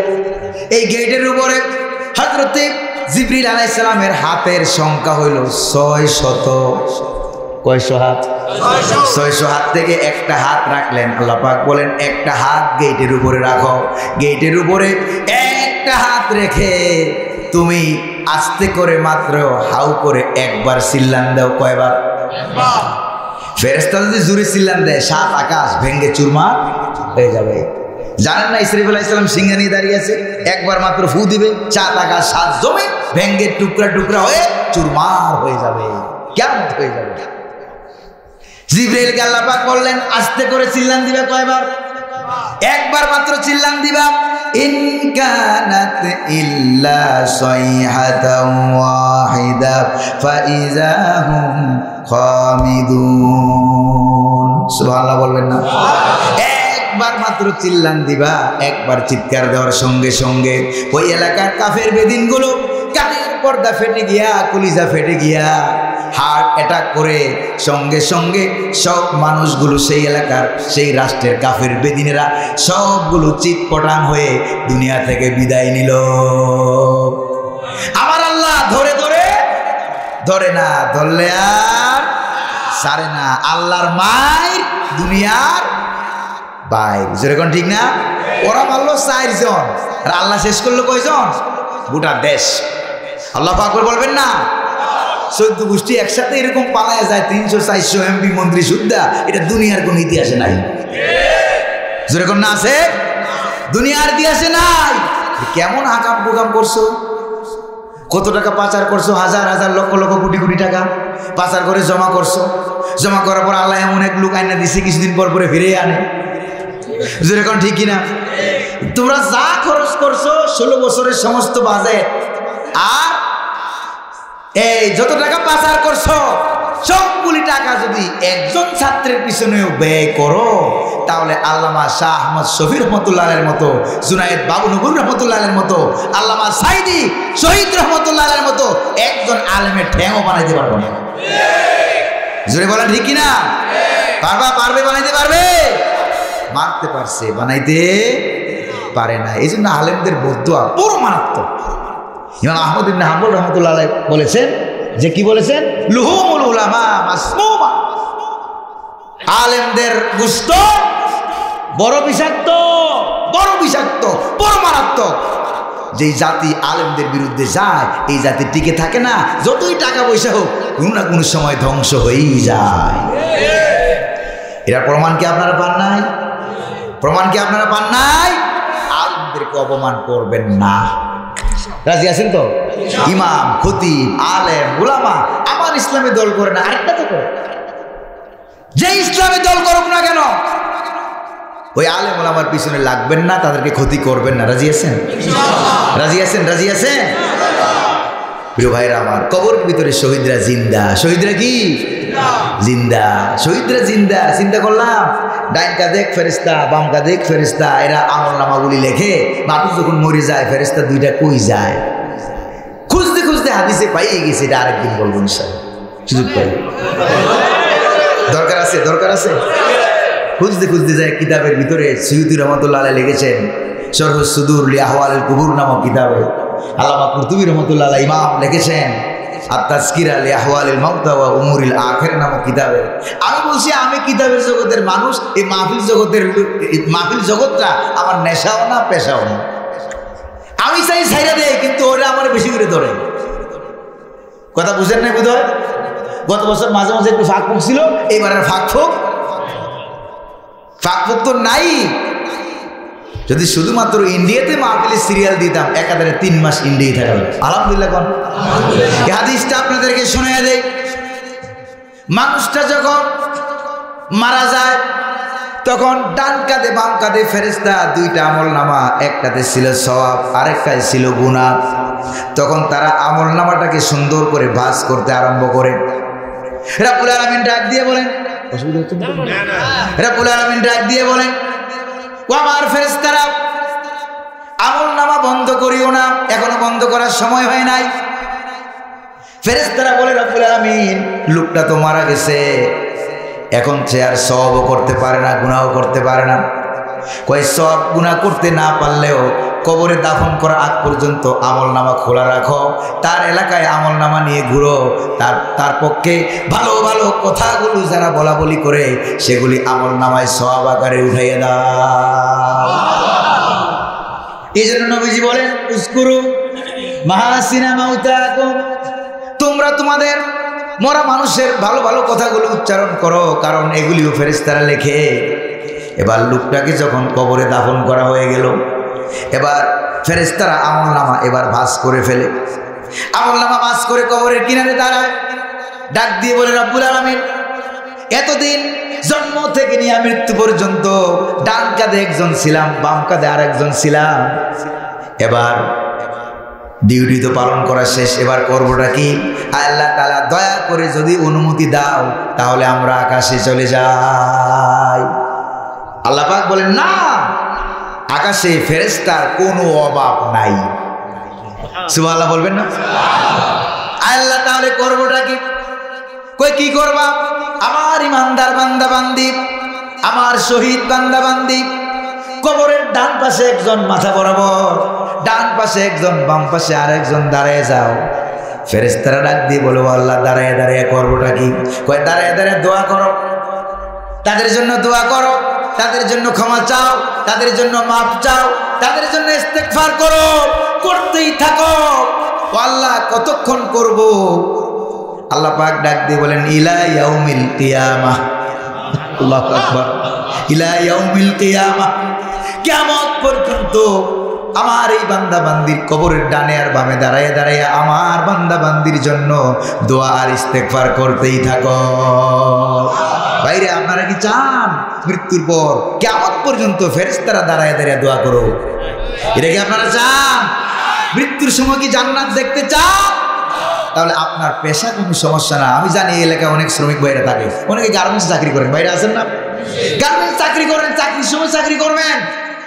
যদি কখনো দেখেন ডাক এসে গেছে ইসলামের পক্ষে, কালিমার পক্ষে, তখন চাকরি ছাইরা দৌড়িয়া ঝাঁপাইয়া পড়বেন।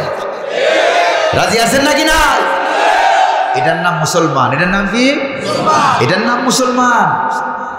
চাকরি, আপনার কোনো অসুবিধা নেই, আপনি ধনী হন, আপনি গরিব হন, ধনীরা কিন্তু আল্লাহর জান্নাত এখনো লিজ নিতে কোনো পারছে এখনো পারে নাই, বরং গরিবরা জান্নাতে যাবে 500 বছর আগে। তাও আবার একা একা না, মুহাম্মদুর রাসূলুল্লাহ সাল্লাল্লাহু আলাইহি সাল্লামের পিছনে পিছনে। আছে না হাদিসে, আনা আউয়ালু মান আকরা বাবাল জান্নাহ, আনা আউয়ালু মান কারা বাবাল জান্নাহ, আমি ওই ব্যক্তি যে ব্যক্তি সর্বপ্রথম জান্নাতের দরজা খুলবো। ক্বালা রাসূলুল্লাহ সাল্লাল্লাহু আলাইহি ওয়াসাল্লাম, আমি সর্বপ্রথম জান্নাতে ঢুকে যাব। ওয়া মাই আল ফুকারাউ মিন উম্মতি, আর আমার সাথে জান্নাতে ঢুকে যাবে আমার উম্মতের গরিব মানুষেরা। যেরকম সুবহানাল্লাহ। ওয়াল আগনিয়া ওয়া হুম আলা হিসাবিহিম ইয়াতারাদ্দাদুন, আর ধনীরা তাদের হিসাব নিয়ে হিমশিম খায়, আর গরিব মানুষেরা জান্নাতে গিয়ে পুরান হয়ে গেছে। আলহামদুলিল্লাহ বলতে পারলেন না? আরে গরিব এটা নবীদের আলামত। আল্লাহু আকবার গো, নবীদের সুন্নাত কাজলো। টাকা পয়সা দিয়ে কখনো ইসলাম বিজয় হয় নাই, ইসলাম বিজয় হয়েছে ঈমান দিয়া। মুসা আলাইহিস সালাম তো মিশরের প্রেসিডেন্ট ছিলেন, সুবহানাল্লাহ। তিনি যখন দেখতেন যে গরিব আগায় আসতেছে, ফকরা ফাকরত গরিব অসহায়ত্ব তার দিকে আগায় আসতেছে, ইবনে রজব হাম্বলী রাহমাতুল্লাহ আলাইহি তার কিতাব লাতাইফুল মাআরিফ উল্লেখ করেছেন, কানা মুসা আলাইহিস সালাম ইযা রাআল ফাকরা মুকবিলান ইলাইহি ফাকালা মারহাবান বিকা ইয়া শারাস সালিহিন, যখন দেখতেন গরিব হওয়াটা আগায় আসতেছে তখন তিনি বলতেন তোমাকে স্বাগতম, তুমি তো আল্লাহর ওলিদের আসল আলামত। সুবহানাল্লাহ বলবেন না? প্রিয় ভাইরা আমার, ধনীরাও আছে ইসলামে, গরিবরাও আছে। ধনী গরিব দল মত নির্বিশেষে মুসলিম পরিচয় আমরা ইসলামের পক্ষে থাকবো। রাজি আছেন না ভাই? আমি বুঝি মুসলমান, আমি আওয়ামী লীগ বুঝি না, আমি বিএনপি বুঝি না, আমি জাতীয় পার্টি বুঝি না, আমি তাবলিগ জামাত বুঝি না, আমি জামাত ইসলামী বুঝি না, আমি কি জানি ভাই সরমানের হুজুরের মুরিদ বুঝি না, আমি সরসিনা হুজুরের মুরিদ বুঝি না, আমি বুঝি মুসলমান। রাজি আছেন? রাজি আছেন? আমরা বুঝি মুসলমান। ইসলামের বিরুদ্ধে আঘাত আসলে দৌড়ে আগায় আসতে হবে। ওই এক ব্যক্তি দৌড়ে আসে, আল্লাহু আকবার বলবেন না? আমরা কি একজন? আমরা কি একজন না, সারা পৃথিবীতে প্রায় 250 কোটি মুসলমান। সুবহানাল্লাহ বলবেন না? তারপরে আমরা ইসলামী রাষ্ট্র কায়েম করতে পারি না, এটা তো বড় দুঃখের ব্যাপার, বড় দুঃখের ব্যাপার। আল্লাহ আমাদেরকে কবুল করুন বলি আমিন। আজকে যা ওয়াজ শুনলেন, তাফসীর শুনলেন, ফজরের নামাজ না পড়লেও তো অসুবিধা নাই, নামাজ পড়তে হবে। কারা কারা নামাজ পড়বেন হাত তুলুন। রোজা রাখবেন, নামাজ পড়বেন, মাঝে মাঝে মিথ্যা কথা তো বলতে হবে, নাহলে কি সংসার চলবে, রাজনীতি চলবে? প্রিয় ভাইরা আমার, এই মিথ্যা কথা বলা, সুদ খাওয়া, ঘুষ খাওয়া, ওজনে কম দেওয়া, খাদ্যে ভেজাল দেওয়া, দুর্নীতি করব না, দুর্নীতিকে আশ্রয় দেব না, চুরি করব না, চুরি করতেও দেব না। রাজি আছেন? রাজি আছেন? আল্লাহ কবুল করুন বলি আমিন। মা বোনরা যারা আজকে আমাদের ওয়াজ শুনলেন, মা বোনদের জন্য একটা হাদিস শোনায় দেই। নবী করিম সাল্লাল্লাহু আলাইহি সাল্লাম বলেছেন, আল মারআতু ইজা সাল্লাত খামসাহা ওয়া সামাত সাওমাহা ওয়া আহসানাত ফারজাহা ওয়া আতাআত বালাহা তাদখুলুল জান্নাতা মিন আইয়ি বাবিন শাআত। আল্লাহর নবীজি বলেছেন, যে সকল মহিলারা 4টা কাম করবে, কয়টা? 4টা কাজ করবে। ফরজ নামাজ, ফরজ রোজা, অর্থাৎ নামাজ, তারপরে রোজা, তারপরে পর্দা পুশিদা, তারপরে স্বামী থাকলে স্বামীর খেদমত। এই 4টা কাজ যারা করবে, পরকালে হাশরের ময়দানে জান্নাতের 8টা দরজা খুলে দিয়ে আল্লাহ পাক বলবেন, ও আমার বান্দি, যেইটা দিয়ে জান্নাতে ঢুকতে চাও ওইটা দিয়ে জান্নাতে প্রবেশ করো। প্রিয় ভাইরা আমার, গরিব হওয়াটা বেহেশতে যাওয়ার জন্য বাধা নয়, এটা বরং সহায়ক, এটা বরং সহায়ক। প্রিয় ভাইরা আমার, আমরা এখন দোয়া করব, মুনাজাত করব। মুনাজাতের আদব হইল বসা। এতক্ষণ দাঁড়িয়ে আছেন, কিছু বলি নাই। প্রিয় ভাইরা, দয়া মেহরবানি করে বসে যান। দোয়ার আগে আমরা আল্লাহ পাককে একটু ডেকে নেই। সুবহানাল্লাহ, আলহামদুলিল্লাহ, লা ইলাহা ইল্লাল্লাহ, সুবহানাল্লাহ, আলহামদুলিল্লাহ, লা ইলাহা ইল্লাল্লাহ, সুবহানাল্লাহ, আলহামদুলিল্লাহ, লা ইলাহা ইল্লাল্লাহ,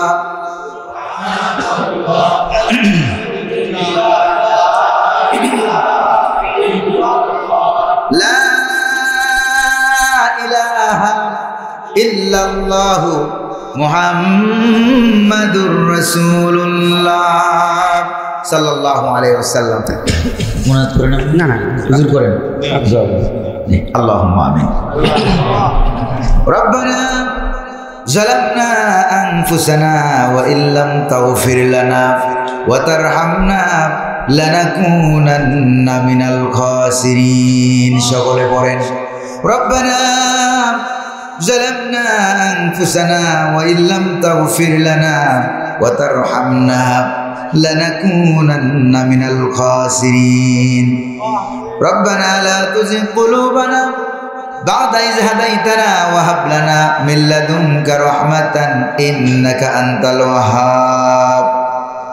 রব্বুল আলামিন পরওয়ারদিগার আলম টঙ্গী এলাকার তালতলা পশ্চিম গাজীপুরা বাস স্ট্যান্ড সংলগ্ন এই এলাকায় সানোয়ারা ফাউন্ডেশনের উদ্যোগে আয়োজিত প্রথম বার্ষিক তাফসীরুল কোরআন মাহফিলে আমি তোমার এক নগণ্য গোলাম অযোগ্য অথর্ব রব্বুল আলামিন তোমার কালামুল্লাহ শরীফ থেকে কিছু বয়ান করার চেষ্টা করেছি। আল্লাহ তাআলা অসংখ্য গণিত ভাইরা সামনে বসে বসে শুনেছে। রব্বুল আলামিন যদি কোনো ভুল ত্রুটি আর বেয়াদবি হয়ে থাকে নিজ গুণে ক্ষমা করে দাও। যতটুকু সওয়াব মঞ্জুর করো তুমি খুশি হয়ে ওই সওয়াবকে লক্ষ কোটি গুণ বাড়াইয়া আকায়ে নামদার তাজদারে মদিনা নবী মুহাম্মদুর রাসূলুল্লাহ সাল্লাল্লাহু আলাইহি ওয়াসাল্লামের রওজা মুবারকে সোনার মদিনার সবুজ গম্বুজের নিচে পৌঁছে দাও। আল্লাহ তাআলা এই মাহফিলের আয়োজন যারা করেছেন আর শোনার জন্য যারা এসেছেন, কিয়ামতের দিন মুসিবতের সময় এ মাহফিল আমাদের সকলের জন্য জান্নাতে যাওয়ার উসিলা বানায় দাও। আল্লাহ তাআলা এই মাহফিল প্রতিষ্ঠা করতে গিয়া যারা টাকা দিলেন, পয়সা দিলেন, বুদ্ধি দিলেন, শ্রম দিলেন, সময় দিলেন, রব্বুল আলামিন জায়গা জমি দিলেন এই মাহফিলকে বাস্তবায়ন করার জন্য, আল্লাহ তাআলা দয়া করে মেহেরবানি করে সকলের জাদ্দু জেহাদকে তুমি মঞ্জুর করে নাও। রব্বুল আলামিন তোমার এক বান্দি সানোয়ারা নামে ছিল, দুনিয়া থেকে বিদায় হয়ে গেছে, তার সন্তানেরা এই ফাউন্ডেশনের আয়োজন করেছে তার মায়ের নামে। রব্বুল আলামিন দয়া করে মেহেরবানি করে তার মায়ের আমল নামায় সব পৌঁছে দাও। আল্লাহ কবরগুলিকে কিয়ামত পর্যন্ত জান্নাতের বাগান বানিয়ে দাও। কবরে হাসরে মিজানে ফুলসিরাতে সহজ করে দিয়া জান্নাতের মেহমান হিসাবে কবুল করে নাও। আল্লাহ তাআলা শ্রমিক এলাকা অনেক কষ্ট করে, বেশিরভাগ মানুষ গরিব, অনেক কষ্ট করে ঘন্টার পর ঘন্টা বসে বসে তোমার কালামুল্লাহ শরীফের আলোচনা শুনেছে, তাফসীর শুনেছে। আল্লাহ তাআলা দয়া করে মেহেরবানি করে মাহফিল থেকে বেরিয়ে যাওয়ার আগে আগে মাসুম বেগুনা বানায় দাও, পাঁচ ওয়াক্ত নামাজি বানায় দাও, দিনদার বানায় দাও, ইমানদার বানায় দাও। রব্বুল আলামিন দয়া করে মেহেরবানি করে ওজনে যাতে কম না দেয়, খাদ্যে ভেজাল না দেয়, সুদ না খায়, ঘুষ না খায়। আল্লাহ তাআলা পরিস্থিতি যতই খারাপ হোক না কেন ইসলামের পক্ষে থাকার তৌফিক দান করে দাও। রব্বুল আলামিন 1971 সালে 2024 সালে আমাদের মাতৃভূমিকে স্বাধীন করতে গিয়ে আবার বৃদ্ধ বনিতা লক্ষ লক্ষ নারী পুরুষ রব্বুল আলামিন ছাত্রছাত্রী, স্কুল কলেজ মাদ্রাসার হাফেজে কোরআনের আওকাতরে জীবন দিয়ে গেল।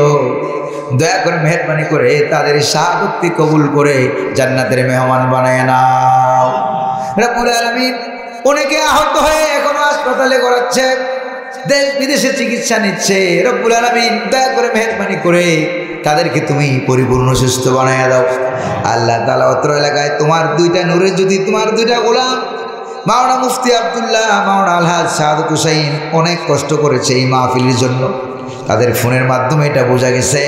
আল্লাহ তাদের সাথে আরও অনেক উলামায়ে কেরাম ডানে বামে থেকে অনেক সাহায্য সহযোগিতা করেছে, কষ্ট করেছে। আর অনেক উলামায়ে কেরাম এই মাহফিলে হাজির হয়ে গিয়েছে দলমত নির্বিশেষে। রব্বুল আলামিন দয়া করে মেহেরবানি করে আলেমদেরকে তোমার হাবিবের উত্তরসূরি বানায় দাও। মুরব্বী বাবাজির হাত তুলেছে, মুরব্বীদেরকে সিদ্দিক আকবরের উত্তরসূরি বানাও। যুবক ভাইরা হাত তুলেছে, দয়া করে মেহেরবানি করে যুবক ভাইদেরকে খালিদ বিন ওয়ালিদ, হযরত আলী রিদওয়ানুল্লাহি তাআলা আলাইহিম আজমাইন ওনাদের উত্তরসূরি বানায় দাও। আল্লাহ তাআলা ছোট্ট কচি কাঁচা সোনামণিরা, মাসুম বাচ্চারা হাত তুলেছে, দয়া করে মেহরবানি করে মাসুম বাচ্চাদেরকে হযরত হাসান আর হুসাইনের উত্তরসূরি বানাও। আল্লাহ পর্দার আল্লাহর মা বোনেরা হাত তুলেছে, মা বোনদেরকে মা খাদিজা, মা আসিয়া, মা আয়েশা, মা ফাতেমা রিদওয়ানুল্লাহি তাআলা আলাইহিন্না ওনাদের মতো আবেদা জাহেদা নামাজি পর্দানিশী বানাইয়া দাও। আল্লাহ তাকওয়া মাদ্রাসাকে কবুল করো, হাফেজ ছাত্রদেরকে কবুল করো, হক্কানি আলেম হিসেবে গড়ে ওঠার তৌফিক দান করে দাও। আল্লাহ মাহফিলকে, মসজিদকে, মাদ্রাসাকে কিয়ামত পর্যন্ত তুমি কায়েম আর দায়েমের ব্যবস্থা করে দাও। আল্লাহ তাআলা এই মাহফিলকে যারা মাহফিলের জন্য ময়দান ছেড়ে দিল তাদের জন্য জান্নাতের ময়দান ছেড়ে দাও। অনেক ব্যবসায়ী ভাইরা মাহফিলে দাঁড়িয়ে দাঁড়িয়ে ওয়াজ শুনেছে। আল্লাহ তাআলা আমি দেখেছি 2 ঘন্টা যাবত দাঁড়িয়ে দাঁড়িয়ে অনেকে বয়ান শুনেছে, আলোচনা শুনেছে। রব্বুল আলামিন দয়া করে মেহেরবানি করে মাসুম বেগুনা না বানাইয়া বাসায় ফিরাইও না। আল্লাহ তাআলা রাত্র গভীর হয়ে গেছে, দুনিয়ার সমস্ত বাজারঘাট শাটার বন্ধ হয়ে গেছে। রাত্র যতই গভীর হয়ে গেছে তোমার রহমতের দরজা ততই খুলে গেছে। আল্লাহ তোমার রহমতের দরজায় ধরনা দিয়েছি, দয়া করে মেহেরবানি করে তোমার রহমতের নজর দিয়ে তাকাইয়া আমাদের সবাইকে ক্ষমা করে দাও। আল্লাহ আমাদের আশেপাশে অনেক গুরুস্থান রয়েছে, আত্মীয় স্বজন, মা বাপ, পাড়াপড়শি, উস্তাদ, আসাতিজা, ওলামায়ে কেরাম। আল্লাহ তাআলা অত্র এলাকা থেকে কিছুদিন আগে কি মাতাব্বর জানি না, আরব আলী মাতাব্বর ভাই দুনিয়া থেকে বিদায় হয়ে গেছে, আর অনেকে বিদায় হয়ে গেছে। রব্বুল আলামিন দয়া করে মেহেরবানি করে তাদের কবরের সওয়াব পৌঁছে দাও, কবরগুলিকে মেহেরবানি করে জান্নাতের বাগান বানাইয়া দাও। আল্লাহ তাআলা ইসলামের জন্য যারা জীবন দিয়ে গেল, ইসলামে আন্দোলন করার অপরাধে, আল্লাহ তাআলা হেফাজতে ইসলাম করার অপরাধে, ইসলামে আন্দোলন করার অপরাধে অনেক মানুষ দুনিয়া থেকে জীবন দিয়ে গেছে গুলি খাইয়া। আল্লাহ তাআলা অনেক আলেমরা জীবন দিয়ে গেল, অনেক আলেম ইসলামে আন্দোলন করার অপরাধে হাসি মুখে ফাঁসির দড়ি বরণ করে নিল। রব্বুল আলামিন দয়া করে মেহেরবানি করে তাদের শাহাদাত কবুল করো, কবরগুলি জান্নাতের বাগান বানাইয়া দাও। আল্লাহ তাআলা আল্লামা শাহ আহমদ শফি রহমাতুল্লাহ আলাইহি, আল্লামা জুনায়েদ বাবনগরী রহমাতুল্লাহ আলাইহি দুনিয়া থেকে বিদায় হয়ে গেছে।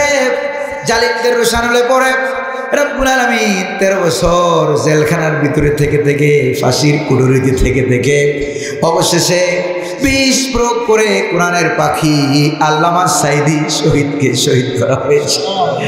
রব্বুল আলামিন দয়া করে মেহেরবানি করে হুজুরের জীবনের সমস্ত গুনাহ খাতা মাফ করে দাও, শাহাদাতের দরজা নসিব করে কবরকে বেহেশতের বাগান বানাইয়া কবরটাকে মদিনার রওজার সাথে নুরানি কানেকশন জুড়ে দাও।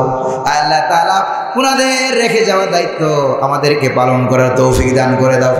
রব্বুল আলামিন দলমত নির্বিশেষে মুসলমান পরিচয় আমরা একসাথে ভাই ভাই ঠাই ঠাই মিলেমিশে চলতে পারি, সেই তৌফিক তুমি আমাদেরকে দান করে দাও। हर हमेशा देने के तैयार है, जो न मांगे उससे वो बेजार है। अगर आपने मौत से कोई बाशर नहीं, समा 100 बरस की है पल की खबर नहीं। इलाही बख्श दे हमको गुनाहों में बरा हूँ, मैं उम्मीद तेरी रहमत की और शफाअत हुजूर का। আল্লাহ তাআলা আমরা যারা হাত তুলেছি, অনেকে আমার মতো আব্বা হারিয়ে হাত তুলেছে, অনেকে জনম দুঃখিনী মাকে হারিয়ে হাত তুলেছে, অনেকে আব্বা আম্মা 2 জনকে হারিয়ে হাত তুলেছে। রব্বুল আলামিন দয়া করে মেহেরবানি করে আমাদের মধ্য থেকে আব্বা আম্মা যাদের দুনিয়া থেকে বিদায় হয়ে গেছে, আব্বা আম্মার কবরগুলিকে জান্নাতের বাগান বানাইয়া দাও। রব্বির হামহুমা কামা রব্বায়ানি সগীরা। সকলে পড়েন রব্বির হামহুমা কামা রব্বায়ানি সগীরা। রব্বানা তাকাব্বাল মিন্না ইন্নাকা আনতাস সামিউল আলিম ওয়া তুব আলাইনা ইন্নাকা আনতাত তাওয়াবুর রহিম। প্রিয় ভাইরা আমার, আমি আল্লাহ পাকের নগণ্য একটা গোলাম, এলেম নাই, কালাম নাই, আমল নাই। কোরআন কারীমের খেদমত করার জন্য যতটুকু ঈমান দরকার, আমল দরকার, এলেম দরকার, হেলেম দরকার, কণ্ঠস্বর দরকার, যোগ্যতা দরকার, সময়ের দরকার, দুনিয়া এবং আখিরাতে সফল হওয়ার জন্য যা যা দরকার, আল্লাহ যেন দয়া করে মেহেরবানি করে তার এই নগণ্য গোলামকে দান করে বলি আমিন। সুবহান রাব্বিকা রাব্বিল ইজ্জাতি আম্মা ইয়াসিফুন ওয়া সালামুন আলাল মুরসালিন ওয়ালহামদুলিল্লাহি রাব্বিল আলামিন। ওয়া জাআল আখিরা কালামিনা ইনদাল মাউতি লা ইলাহা ইল্লাল্লাহু মুহাম্মাদুর রাসূলুল্লাহ। আসসালামু আলাইকুম ওয়া রাহমাতুল্লাহ।